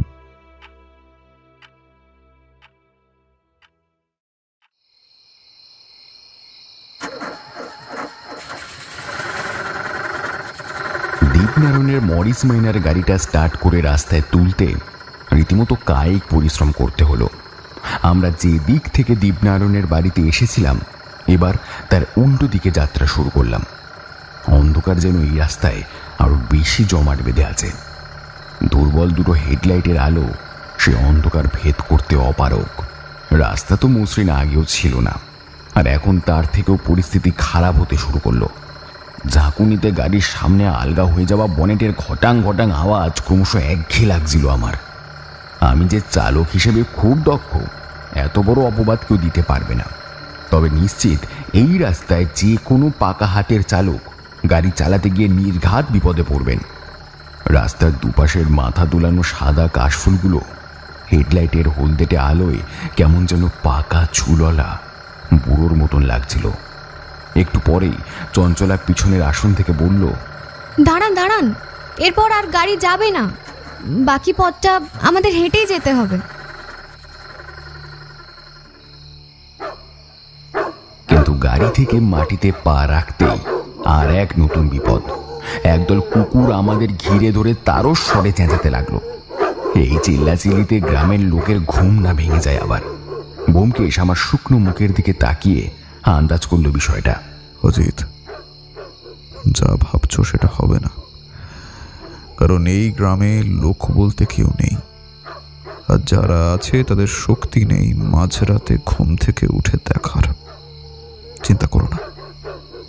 আমরা চোর অথবা তস্কর নই, তাই ডেকে গলা চিরে ফেললেও আমাদের কাছে এক বিন্দু খাবার পাওয়া যাবে না। বোধহয় এটা বুঝতে পেরেছিল কুকুরের দলটা, তাই বেশ কিছুক্ষণ নিষ্ফল ডাকাডাকির পরে ব্যর্থ হয়ে তারা ফিরে যায়।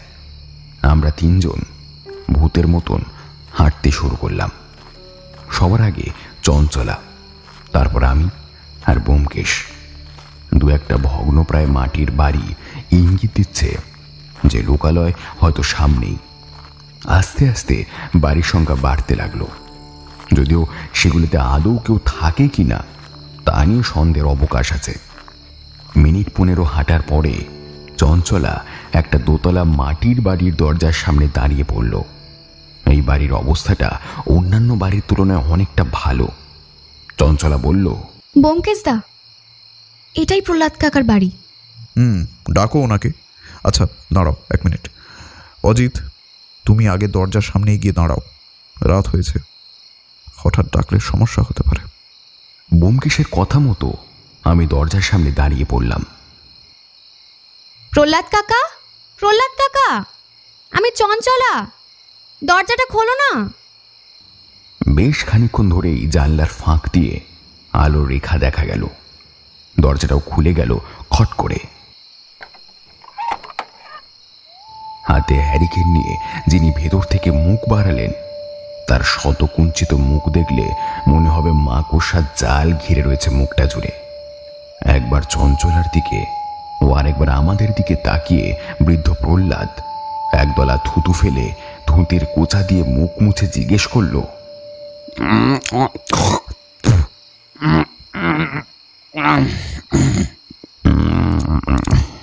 এত রাতে কাদের নিয়ে এসেছিস তুই? আর তুই বা এত রাতে বেটা ছেলেদের সঙ্গে ঘুরে বেড়াচ্ছিস কেন? বড়বাবু জানতে পারলে?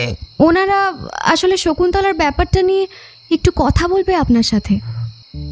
শকুন্তলার নামটা শুনে ভদ্রলোকের চোখ মুখগুলো কেমন যেন হয়ে গেল। তারপর নাক মুখ মুচকে এক রাশ বিরক্তি মুখে নিয়ে তিনি প্রায় চেঁচিয়ে উঠলেন, কি কি শকুন্তলা? শকুন্তলা? শকুন্তলা যেদিন থেকে মেয়েটা হারিয়েছে সেদিন থেকে ওই একই জ্বালায় জ্বলছি। আমার কি শকুন্তলার বাপ হওয়া এতটাই অপরাধ? কেন কেন এসেছো তোমরা? পারবে আমার মেয়েকে ফিরিয়ে দিতে? ওই নর্দমার পাক থেকে তুলে আনতে পারবে না, কোনো দিনও পারবে না। বেরো এখান থেকে। এই চঞ্চলা, দাঁড়িয়ে দাঁড়িয়ে কি দেখছিস হারামজাদি? দূর হয়ে যা আমার চোখের সামনে থেকে, দূর হয়ে যা। এই বলে জ্বলন্ত হ্যারিকেনটা চঞ্চলার দিকে ছুঁড়ে মেরে দরজাটা দরাম করে বন্ধ করে দিলেন। ভাগ্যিস ডান হাত দিয়ে হ্যারিকেনটা আটকে দিয়েছিলাম, তাই মাটিতে পড়ে কাঁচগুলো চূর্ণ বিচূর্ণ না হলে আজ একটা বড় অঘটন ঘটতে পারত। ব্যোমকেশের উপর আমার ভীষণ রাগ হলো। কোনো দরকার ছিল রাত বিরেতে এখানে আসার? হলো কোনো কাজ? প্রায় রাগের সুরেই ব্যোমকেশকে কথাগুলো বললাম, কিন্তু সে বাবু নির্বিকার, শুধু মুচকি হেসে জবাব দিল, হয়েছে অনেকখানি কাজ হয়েছে অজিত, ও তোমার বোঝার কম্য নয়। আচ্ছা চঞ্চলা, তোমার কাছে শকুন্তলার কোনো ছবি আছে? না ব্যোমকেশ দা, সেরকম কোনো ছবি নেই। ও আচ্ছা, এই চলো অজিত, ওই মালতীপুরের ওই বাড়িতে একবার যাওয়া যাক। এই সময় এরকম উদ্ভট প্রস্তাব আমি আশা করিনি। একটা ঢোক গিলে বললাম, মানে এখন ওই বাড়িতে? তুমি কি খেপেছো নাকি ব্যোমকেশ? আরে তুমি তো নারীরও অধম হে। হ্যাঁ ঠিক আছে, এই চঞ্চলা চলো, আমি আর চঞ্চলাই যাব। তুমি ওই গাড়িতে গিয়ে বসে জিরিয়ে নাও একটু, যাও। না ব্যোমকেশ, আমি তোমাকে একলা যেতে দিতে পারবো না। আচ্ছা আমাদের কথা নাই বা ধরো, খোকার মুখখানার কথা একবার ভেবে দেখো তুমি। যুদ্ধক্ষেত্রে যে নিজের আবেগকে প্রশ্রয় দেয় সে কখনো যোদ্ধা হতে পারে না অজিত। যদি যেতে চাও তাড়াতাড়ি পা চালাও, কারণ চঞ্চলার জন্য ষড়যন্ত্রের রঙ্গমঞ্চ সেখানে আজকে রাতের থেকেই তৈরি হবে।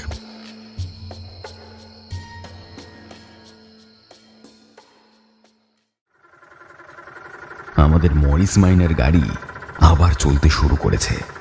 এবারে ধুধু মাঠের মাঝখান দিয়ে। সারা রাস্তা জুড়ে গাড়ির ধকধক শব্দের সাথে ডাকতে ডাকতে জ্বলন্ত চোখ নিয়ে অবিরাম চলছে শিয়ালের ছোটাছুটি। কোথাও মাঠের মাঝখানে ভূতের মতন ঝোপঝাড় ধানের গোলা মাথা তুলে দাঁড়িয়ে রয়েছে, আবার কোথাও বা বৃষ্টিতে কচুরিপানা ভর্তি পুকুরের জল রাস্তার সামনে সমান হয়ে গিয়েছে। খুব কাছাকাছি না পৌঁছালে তা বোঝা অত্যন্ত দুষ্কর, তাই খুব মনোযোগ সহকারে গাড়ি চালাচ্ছিলাম আমি। চঞ্চলা আমার পাশে বসে জানলা দিয়ে এক দৃষ্টিতে বাইরের দিকে তাকিয়েছিল। হঠাৎ অন্ধকারের মধ্যে কি একটা দেখে সে ভয় আমার বাম হাতটা চেপে ধরে ফিস ফিস করে বলল, ওটা কে অজিতদা? প্রথমে অবশ্য বুঝতে পারলাম না, তারপর চঞ্চলা তর্জনীর ইশারায় দৃশ্যটা দেখিয়ে দিল। আমাদের গাড়ি থেকে হাত 10 দূরেই একটা বিশালাকার প্রাসাদসম বাড়ি। বাড়ির চারপাশে হয়তো এক মানুষ উঁচু পাঁচিল ছিল কোনো এক সময়, কিন্তু এখন আর নেই। শুধু তার চিহ্ন হিসেবে সিংহদ্বারের মাথায় পৃথিবীর ওপর সিংহের থাবাওয়ালা মূর্তিটা এখনো রয়ে গেছে দরজার উপরে মার্বেল পাথরের ওপর খোদাই করা লেখাটা, বিশ্বাস নিকেতন। কালের নির্মম আঘাতে বাড়িটার উল্লেখযোগ্য আর কিচ্ছু অবশিষ্ট নেই, কিন্তু এই বাড়ির ঠিক দোতলার বারান্দায় আমি জ্বলন্ত মোমবাতির আলো স্পষ্ট দেখেছি। আমাদের গাড়ির আলো দেখেই হোক কিংবা আমাদের বিরতে দেখে, জানি না মোমবাতির আলোটা হঠাৎ অদৃশ্য হয়ে গেল। এত রাতে নির্জন এই জায়গায় মোমবাতি হাতে কে আসবে? এই প্রথম এক অজানা আতঙ্কে আমার মেরুদণ্ড বেয়ে একটা হিম শীতল স্রোত বয়ে গেল। ব্যোমকেশ আমার হাত ছাড়িয়ে তড়িঘড়ি ঢুকে গেল বাড়ির ভেতরে। চঞ্চলা আমার কাঁধ খামচে ধরল, তার কাঁপুনি আস্তে আস্তে আমার মধ্যে সঞ্চারিত হচ্ছে। কিন্তু ছি, আমি কি করছি? ব্যোমকেশকে একা বিপদের মুখে ঠেলে দিচ্ছি। আমি একটা কাপুরুষ, ঠিক? বুক ভরে একটা শ্বাস নিয়ে চঞ্চলাকে সাথে করে আমিও ঢুকে পড়লাম বাড়ির ভেতরে। বৃত্তাকার বারান্দার চারপাশে ইট কাঠ পাথর বেরিয়ে আসা সারি সারি ঘরের ধ্বংসাবশেষ। ছাদের ফাটলের মধ্যে দিয়ে রাতের জ্যোৎস্না একতলা সে বারান্দায় এসে পড়েছে। তার আলোয় দেখলাম রংচটা দেওয়াল জুড়ে তৈলচিত্রের সমারোহ, বেশিরভাগ পুড়ে যাওয়া। তবে কিছু কিছু আতপোড়া ছবি দেখে এটা বেশ আন্দাজ করতে পেরেছি যে এই ছবিগুলোর হাতে আঁকা সংস্করণ আমরা এর আগেও দেখেছি মল্লিক মশাইয়ের চণ্ডী মণ্ডপের দেওয়ালে। কিন্তু ব্যোমকেশ গেল কোথায়? ব্যোমকেশ কোথায় তুমি? ব্যোমকেশ! একটু পরেই ছাদের চিলেকোঠার দিক থেকে আওয়াজ এলো, সিঁড়িটা দিয়ে ওপরে উঠে এসো, তবে খুব সাবধানে, এখানে কয়েকটা ধাপ নেই। নজরে পড়ল বারান্দার একদম শেষ প্রান্তে লোহার একটি পেঁচানো সিঁড়ি উঠে গেছে ছাদে। সিঁড়িতে পা রাখার আগে একবার চারিদিক দেখে নিলাম। বারবার মনে হচ্ছে অন্ধকারের ভেতর দিয়ে মোমবাতি হাতে কেউ যেন আমাদের তীক্ষ্ণ দৃষ্টিতে কেবল দেখছে, শুধু সুযোগের অপেক্ষা। ফাঁক পেলেই ঝাঁপিয়ে পড়বে আমাদের ওপর। খুব সাবধানে এবং প্রায় পর্বতারোহণের মতন লোহার সিঁড়ির ধাপগুলো পেরিয়ে আমরা উঠে এলাম ছাদে। এর মধ্যে আমার ডান পায়ের হাঁটুটা ভাঙা লোহায় ছড়ে গিয়ে বেশ জ্বালা করছিল। যেটাকে আসলে ছাদ বলে ভেবেছি, আসলে এটাই সেই বিখ্যাত দোতলার বারান্দা যেখানে সবাই মৃণালিনী দেবীকে দাঁড়িয়ে থাকতে দেখে। পেছনের দেওয়ালটা ধসে যাওয়ায় এখন সেটা একটা ন্যাড়া ছাদে পরিণত হয়েছে, তবে সামনের রেলিংটা এখনো অক্ষত। কড়িকাঠের কিছু অংশ এখনো টিকে রয়েছে। ব্যোমকেশ একদম শেষ প্রান্তে দাঁড়িয়ে সিগারেট খাচ্ছিল। ব্যোমকেশ, বলছি ওখানে অমনভাবে দাঁড়িয়ে কি দেখছো তুমি?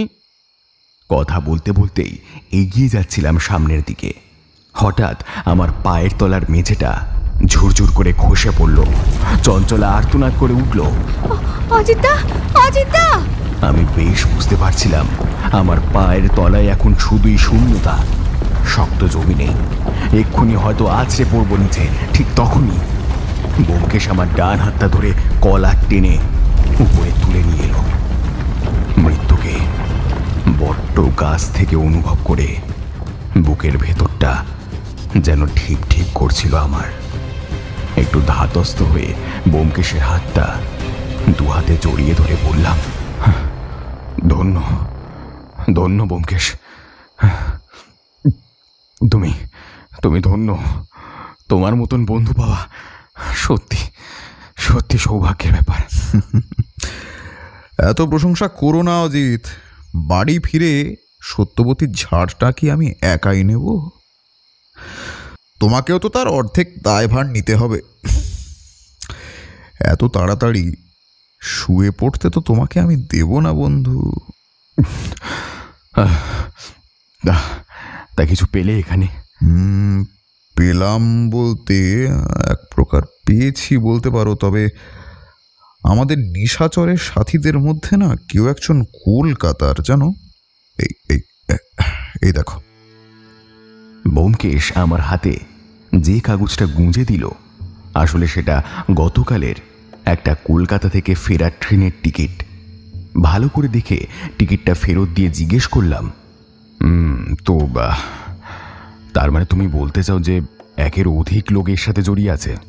প্রায় 1.5 ইঞ্চি লম্বা সিগারেটের ছাইটা ফেলে দিয়ে ব্যোমকেশ আবার আপন মনে বিড়বিড় করতে শুরু করলো। মোমবাতির আলোটা কিসের? কে আসে এই বাড়িতে? কি উদ্দেশ্যে আসে? রেলিংয়ের ধারে দাঁড়িয়ে থাকার পিছনের কারণটা কি? কিছুতেই মেলাতে পারছি না। সুতোগুলো যেন চটপা খেয়ে যাচ্ছে। একটা আলো দরকার, একটা আলো, ছোট্ট একটা আলো।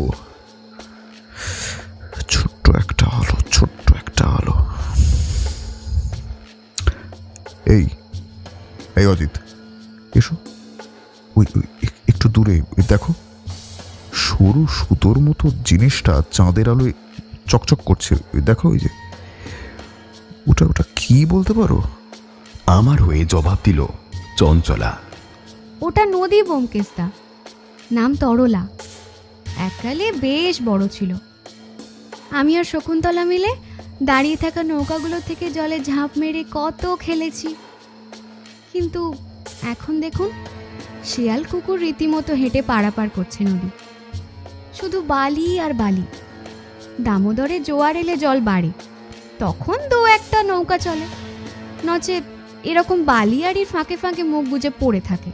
এই বাড়িটার পেছনের অংশ তো পুরো নদীর শুকিয়ে যাওয়া বালির চরের উপর তৈরি। ব্যোমকেশ সিগারেটটা ছুঁড়ে ফেলে দিয়ে অতি উত্তেজিত হয়ে বলল, কি বললে চঞ্চলা? বালির উপরে ওই বাড়ির কিছু অংশ তৈরি হয়েছে? অজিত, তোমার সেই লেখাটার কথা মনে আছে? আরে ওই লেখাটা, জল নাই, কাদা নাই, বালি চিকচিক। এখন বুঝতে পারছো অর্থটা? বোকার মতন হেসে আমি জবাব দিলাম, কোথায় না তো। আরে ধ্যাৎ, তুমি না লেখক। পরাশর মল্লিক নদীর চরের কথা বলতে চেয়েছেন সংকেতের মাধ্যমে, বুঝতে পারলে না? না জল না কাদা, কিছুই নেই, শুধু বালি আর বালি। তখন বলেছিলাম একটা আলোর দরকার অন্ধকারে। বোধহয় সেই আলোটা পেয়ে গেছি। চলো সবাই, এবারে ফিরে যাওয়া যাক। আর একটা কথা শোনো, কাউকে এখন এই বিষয়ে কিছু বলার দরকার নেই, ঠিক আছে?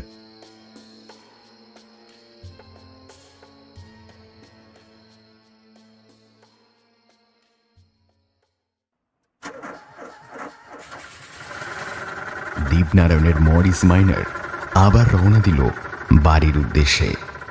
আবার সেই এক রাস্তা, আগের বারের থেকেও ততোধিক বেশি ঝাঁকুনি। আর তবে এবারে নতুন করে সঙ্গী হয়েছে রাস্তার লাল ধুলো। তবে এবার আমার পাশে বসেছে ব্যোমকেশ।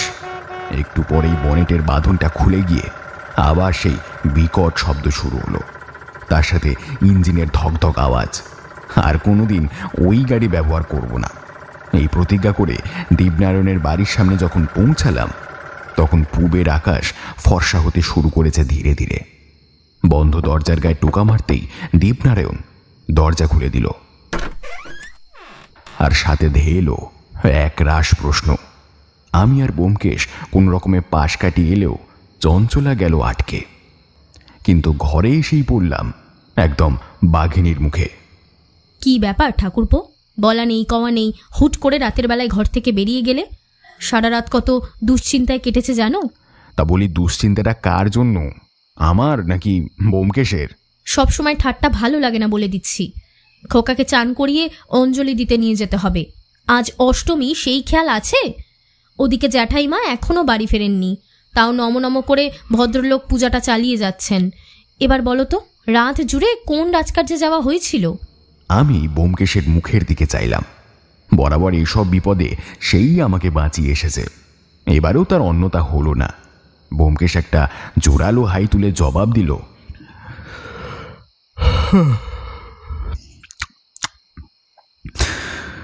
শোনো গো প্রেয়সী, আজকে রাতে হইবে সব প্রশ্নের সমাধান। আজকে রাতে হইবে সব প্রশ্নের অবসান। শোনো না, একটু চা পাওয়া যাবে গো? আনছি, বসো। ওদিকে আবার দীপুবাবু কোথায় গেলেন?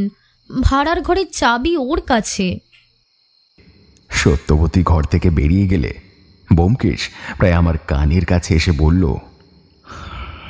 শোনো অজিত, যদি চাও তো ঘুমিয়ে নিতে পারো, রাতে কিন্তু অনেক কাজ। আমি ভাবছি এখন বেরোবো একটু। হ্যাঁ, আবার কোথায় যাবে? গোপন কথাটি থাক না গোপনে। বিছানার উপরে সুটকেসটা খোলা, বোধহয় সত্যবতী ওটা গুছিয়ে রাখছিল। পাশে একটা পুরনো খবর কাগজ রাখা, ভেতরে পাতবার জন্য। ব্যোমকেশ খাটের ওপর চিত হয়ে শুয়ে পুরনো খবরের কাগজটা চোখের সামনে মেলে ধরল। খানিকক্ষণ পড়ার পর দুম করে কাগজটা নিয়ে ঘর থেকে হঠাৎ বেরিয়ে গেল।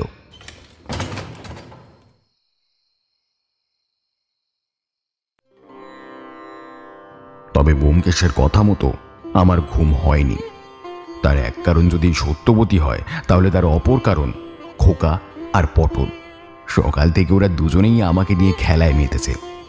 তারপর স্নান পর্ব সেরে মল্লিক বাড়িতে অষ্টমীর অঞ্জলি দিতে যাওয়া, দুপুরে লুচি আলুর দম পায়েসের ভোগ খাওয়ার মধ্যেও আমার বারবার হানা দিচ্ছিল ব্যোমকেশের জন্য চিন্তা।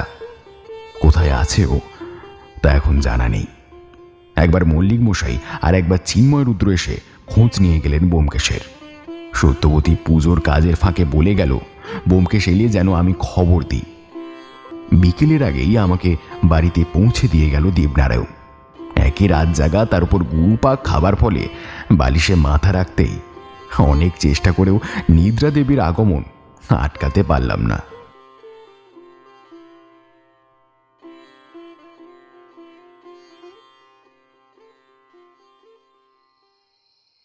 অজিত, এই অজিত, ওঠো ওঠো ওঠো, এত ঘুমালে কি করে চলবে? ওঠো। এই অজিত। কে? ও ব্যোমকেশ, কখন এলে ভায়া? কখন এলে? কখন এলাম নয়, কখন যাব বলো। আরে ওঠো ওঠো, চটপট তৈরি হয়ে নাও, বেরোতে হবে। হ্যাঁ, মানে সত্যবতী, খোকা, ওরা সব কোথায় এখন? ওরা এখনো মল্লিক বাড়িতে আছে, রাতে ফিরবে। চলো চলো চলো চলো চলো, ওঠো।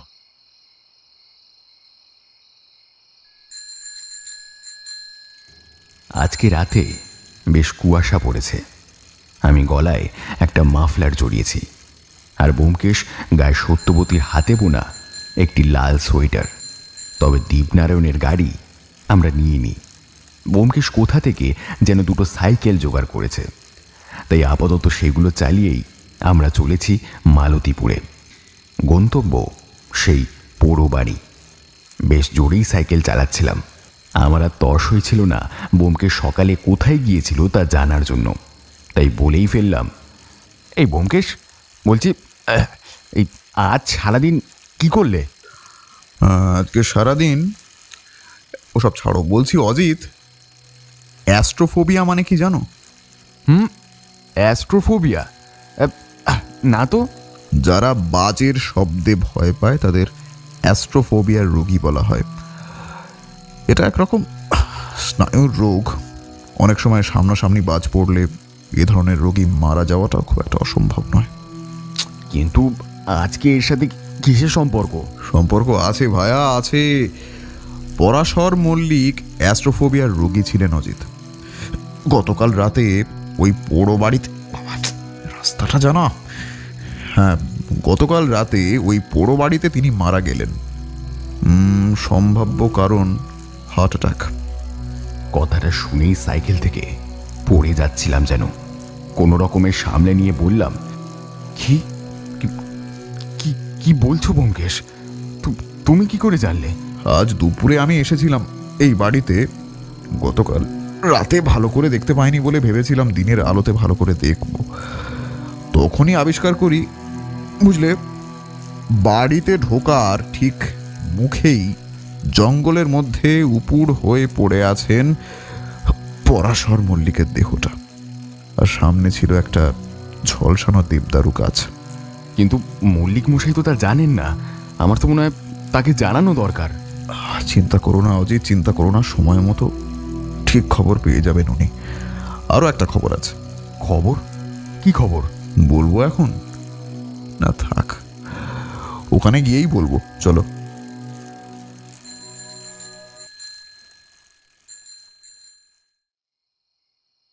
আজকে রাতে পোড়ো বাড়ির ছাদটা পুরো সাদা কুয়াশায় ঢেকে গেছে। আমরা সাইকেল দুটো পাশের জঙ্গলে লুকিয়ে রেখে এদিক ওদিক ভালো করে দেখে ঢুকে পড়লাম ভেতরে। ব্যোমকেশ পকেট থেকে টর্চ লাইট বের করলো।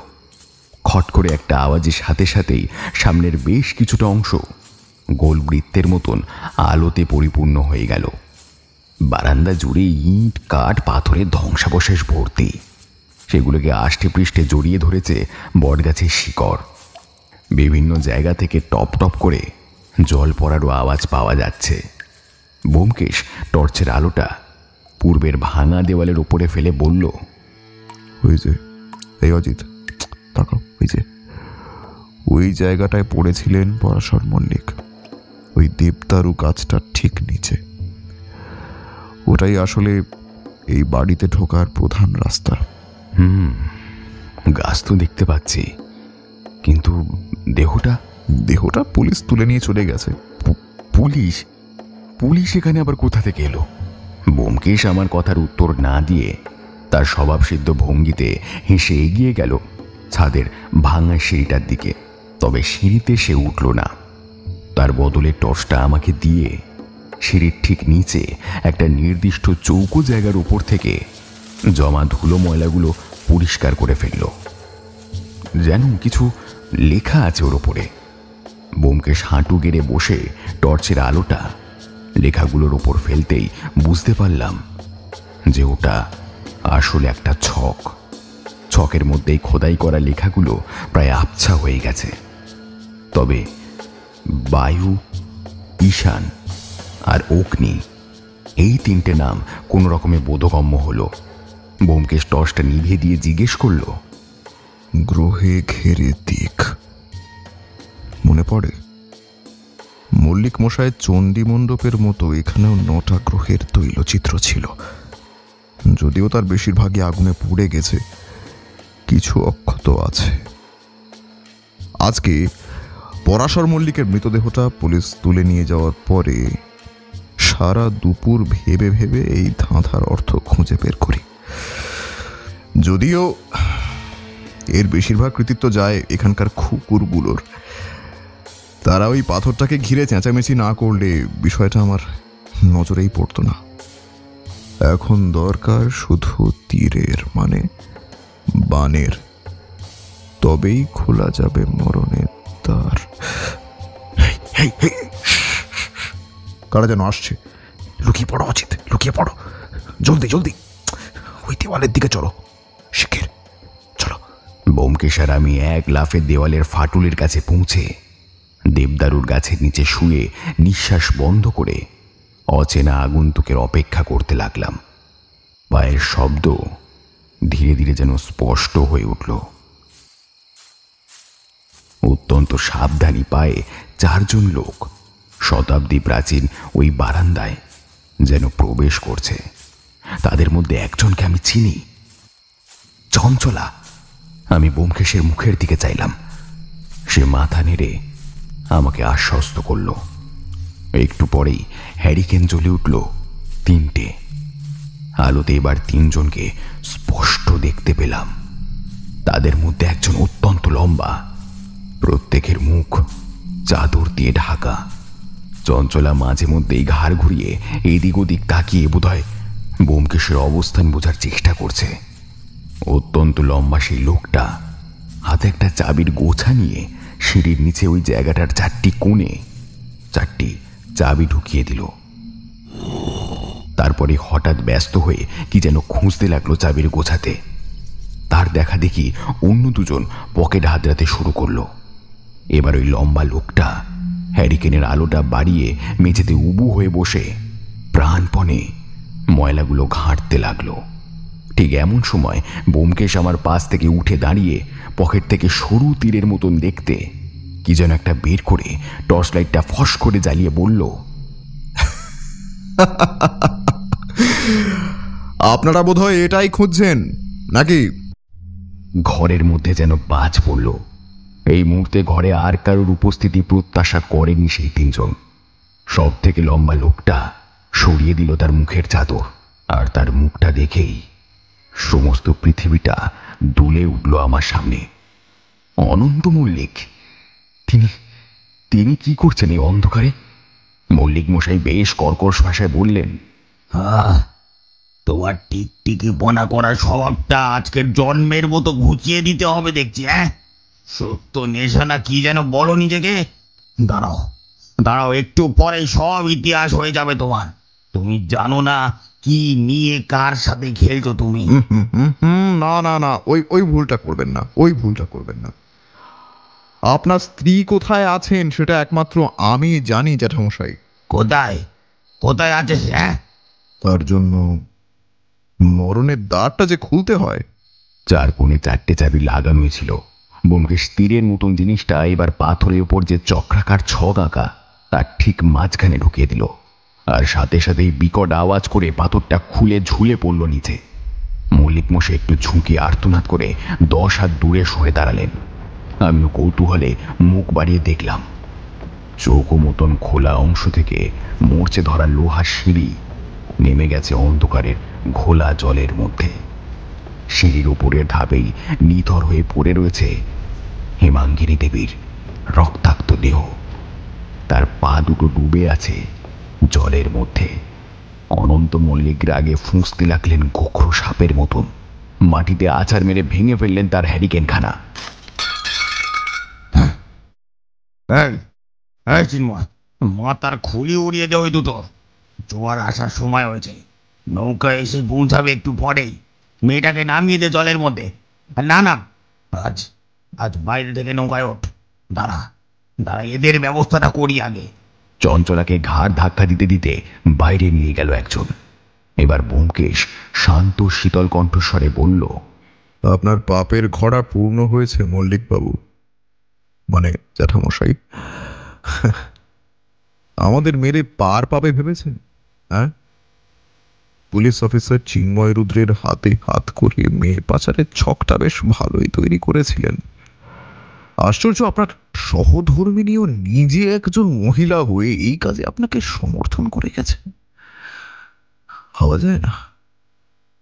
বিশ্বাস নেই, পুরনো বাড়ির বারান্দায় দাঁড়ানোর গুজবটা তো আপনাদেরই তৈরি, তাই না? তবে দান ধ্যান করে সৎ চরিত্রের সংজ্ঞাটাও ঠিক পালন করে গিয়েছেন। গত রাতে তো আপনিই মোমবাতি হাতে গিয়েছিলেন স্ত্রীকে খুঁজতে, কিন্তু শেষ রক্ষা হলো না মশাই। কেন জানেন?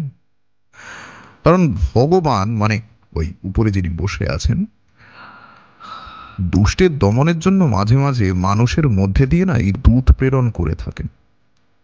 যেমন পরাশর মল্লিক, আপনার কনিষ্ঠ ভ্রাতা, এক্ষেত্রে সেই দায়িত্বটাই পালন করেছেন। তিনি বোধহয় প্রথম থেকেই আপনারা সুধাংশু শেখরের এই ঘৃণ্য ব্যবসার প্রতিবাদ করে এসেছিলেন, কিন্তু ভদ্রলোক ছিলেন অ্যাস্ট্রোফোবিয়ার রোগী। আওয়াজে ভীষণ ভয় পেতেন, ফলে প্রয়োজন একজন ডাক্তারের। কে সেই ডাক্তার? কি অজিত, কে সেই ডাক্তার জানো? তোমার বন্ধু দীপু, মানে দীপ নারায়ণ। দিনের পর দিন ভুল ঘুমের ওষুধ খাইয়ে খাইয়ে ইচ্ছে করে স্নায়বিক বৈকল্য ঘটিয়েছিলেন পরাশরবাবুর মাথায়। কিন্তু আফসোস, প্রকৃতির রোষে লোকটাকে মরতে হলো। কি বললে? পরাশর মারা গেছে? কোথায় কোথায় ওর দেহ? মারা গিয়েছে। আমার দৃঢ় বিশ্বাস ওই তীরের মতো একটা চাবি দিয়ে আপনার স্ত্রীর কণ্ঠনালী উনি ছেদন করেছেন। দেহ সেটা আপাতত থানায়। চিন্ময় রুদ্র বিরক্তি সুরে মল্লিককে জিজ্ঞেস করলেন, এই দীপনারায়ণটা গেল তো গেল, আর আসার নাম? ও এখন পুলিশের জালে, আর ফিরবে না। মৃদু হেসে বলল ব্যোমকেশ। আচমকাই অনন্ত মল্লিক চিন্ময়ের হাত থেকে রিভলভার কেড়ে নিয়ে ব্যোমকেশের দিকে তাক করে বলল, তার আগে যে তোমাকে পাঠাবো জমের বাড়ি ব্যোমকেশ বক্সি, তারপর তোমার বউয়ের ব্যবস্থা করব। সে সুযোগ আপনি আর পাচ্ছেন না মিস্টার অনন্ত মল্লিক, কারণ তারা এখন বোম্বের গাড়িতে আসানসোল ছাড়িয়ে অনেক দূরে চলে গিয়েছে, অনেক দূরে। অন্ধকারের মধ্যে ব্যোমকেশের অট্টহাস্য কেমন যেন বিকৃত শোনালো। অনন্ত মল্লিক ট্রিগারে চাপ দিলেন, কিন্তু অনভ্যস্ত হাতে বন্দুক চালানোয় তার গুলি দিকভ্রষ্ট হলো। মল্লিক মশাই সামলাতে না পেরে পড়ে গেলেন সেই গর্তের ভেতরে। চিন্ময় রুদ্র দ্রুত মেঝে থেকে বন্দুকটা তুলতে যাবেন, ঠিক এমন সময় তার পিছনে হাজির হলো চঞ্চলা। ঘাড়ের কাছে লাঠি দিয়ে ছোট্ট একটা আঘাত, আর তারপরে কাটা কলা গাছের মতন ধপ করে শুয়ে পড়ল রাজেন্দ্রপুর থানার ইন্সপেক্টর চিন্ময় রুদ্র। বাঁশির শব্দ, তার সাথে বেশ কয়েক জোড়া ভারী বুটের ছোটাছুটির আওয়াজ ভেসে এলো কানে। আওয়াজগুলো সব এদিকে এগিয়ে আসছে। এদিকে গর্তের মধ্যে জলের কলকলা আওয়াজ শুরু হয়েছে। জোয়ার এসেছে এই শীর্ণ তরলা নদীতে।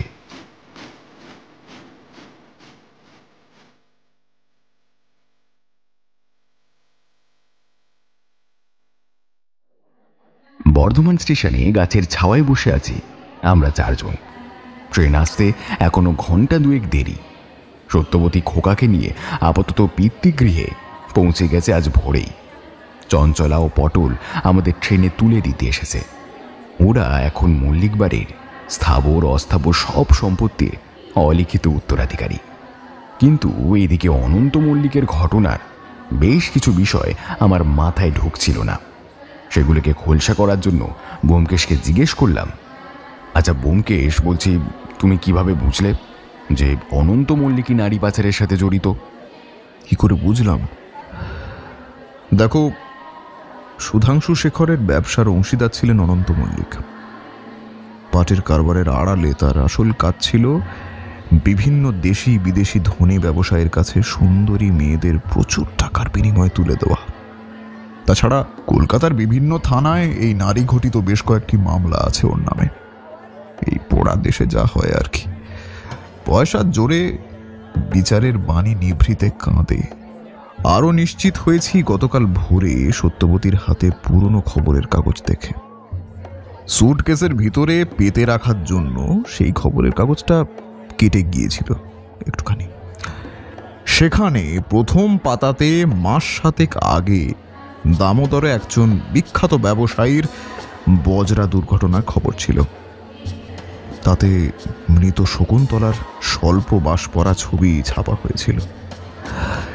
এই ছবিতে শকুন্তলার পিছনে হাতে মদিরার পাত্র নিয়ে অনন্ত মল্লিকের চেহারাটা কিন্তু আমার নজর এড়ায়নি।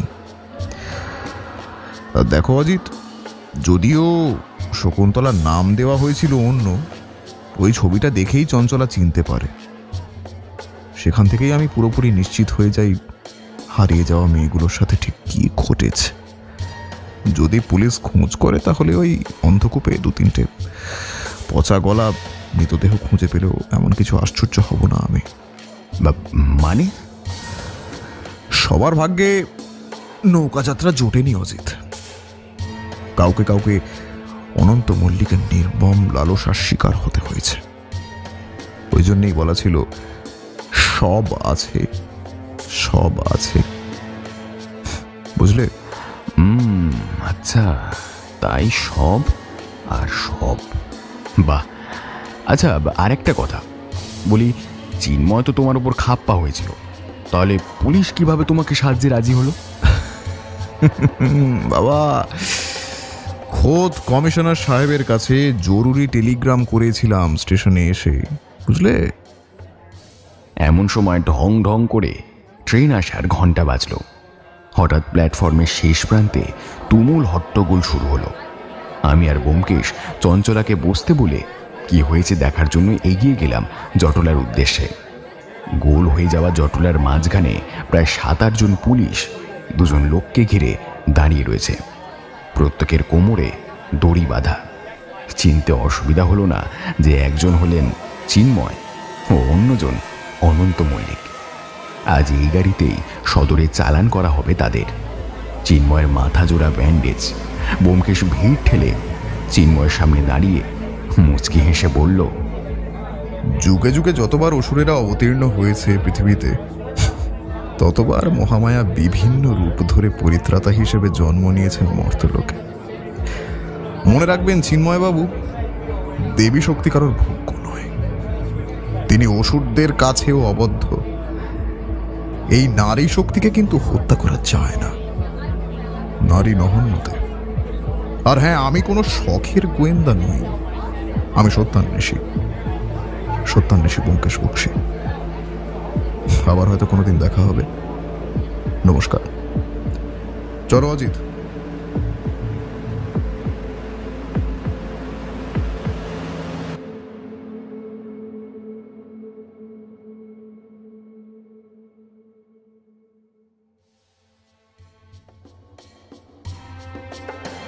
শেষ হলো আমাদের আজকের নিবেদন। ব্যোমকেশ বক্সী থেকে অনুপ্রাণিত কাহিনী, লেখক নূপুর চক্রবর্তীর লেখা নারী নহন্যতে।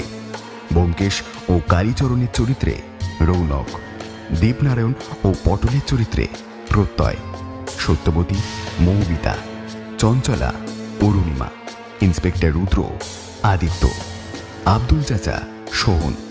গল্পের সমগ্র পরিচালনা অজিত, প্রহ্লাদ ও অনন্ত মল্লিকের চরিত্রে আমি দীপম। গল্পের সাউন্ড ডিজাইনিং ও এডিটিংয়ে অন রেকর্ড সাউন্ড স্টেজ এবং পোস্টার ডিজাইনে কৃষ্ণেন্দু মণ্ডল। কেমন লাগলো আমাদের আজকের নিবেদন তা অবশ্যই জানান আমাদের কমেন্ট বক্সে। আর গল্পটি ভালো লাগলে এটিকে অবশ্যই লাইক করুন, শেয়ার করুন, আর হ্যাঁ, চ্যানেলটিকে সাবস্ক্রাইব করতে কিন্তু একদম ভুলবেন না। আপনিও যদি আপনার লেখা গল্প আমাদের দিতে চান তবে মেল করুন আমাদের ডেসক্রিপশন বক্সে দেওয়া মেল আইডিতে। প্রতি শনিবার আপনাদের জন্য থাকবে এমনই নানান ভিন্ন স্বাদের গল্প। ততদিন stay safe and stay tuned into মৌলিক ই মিডিয়া।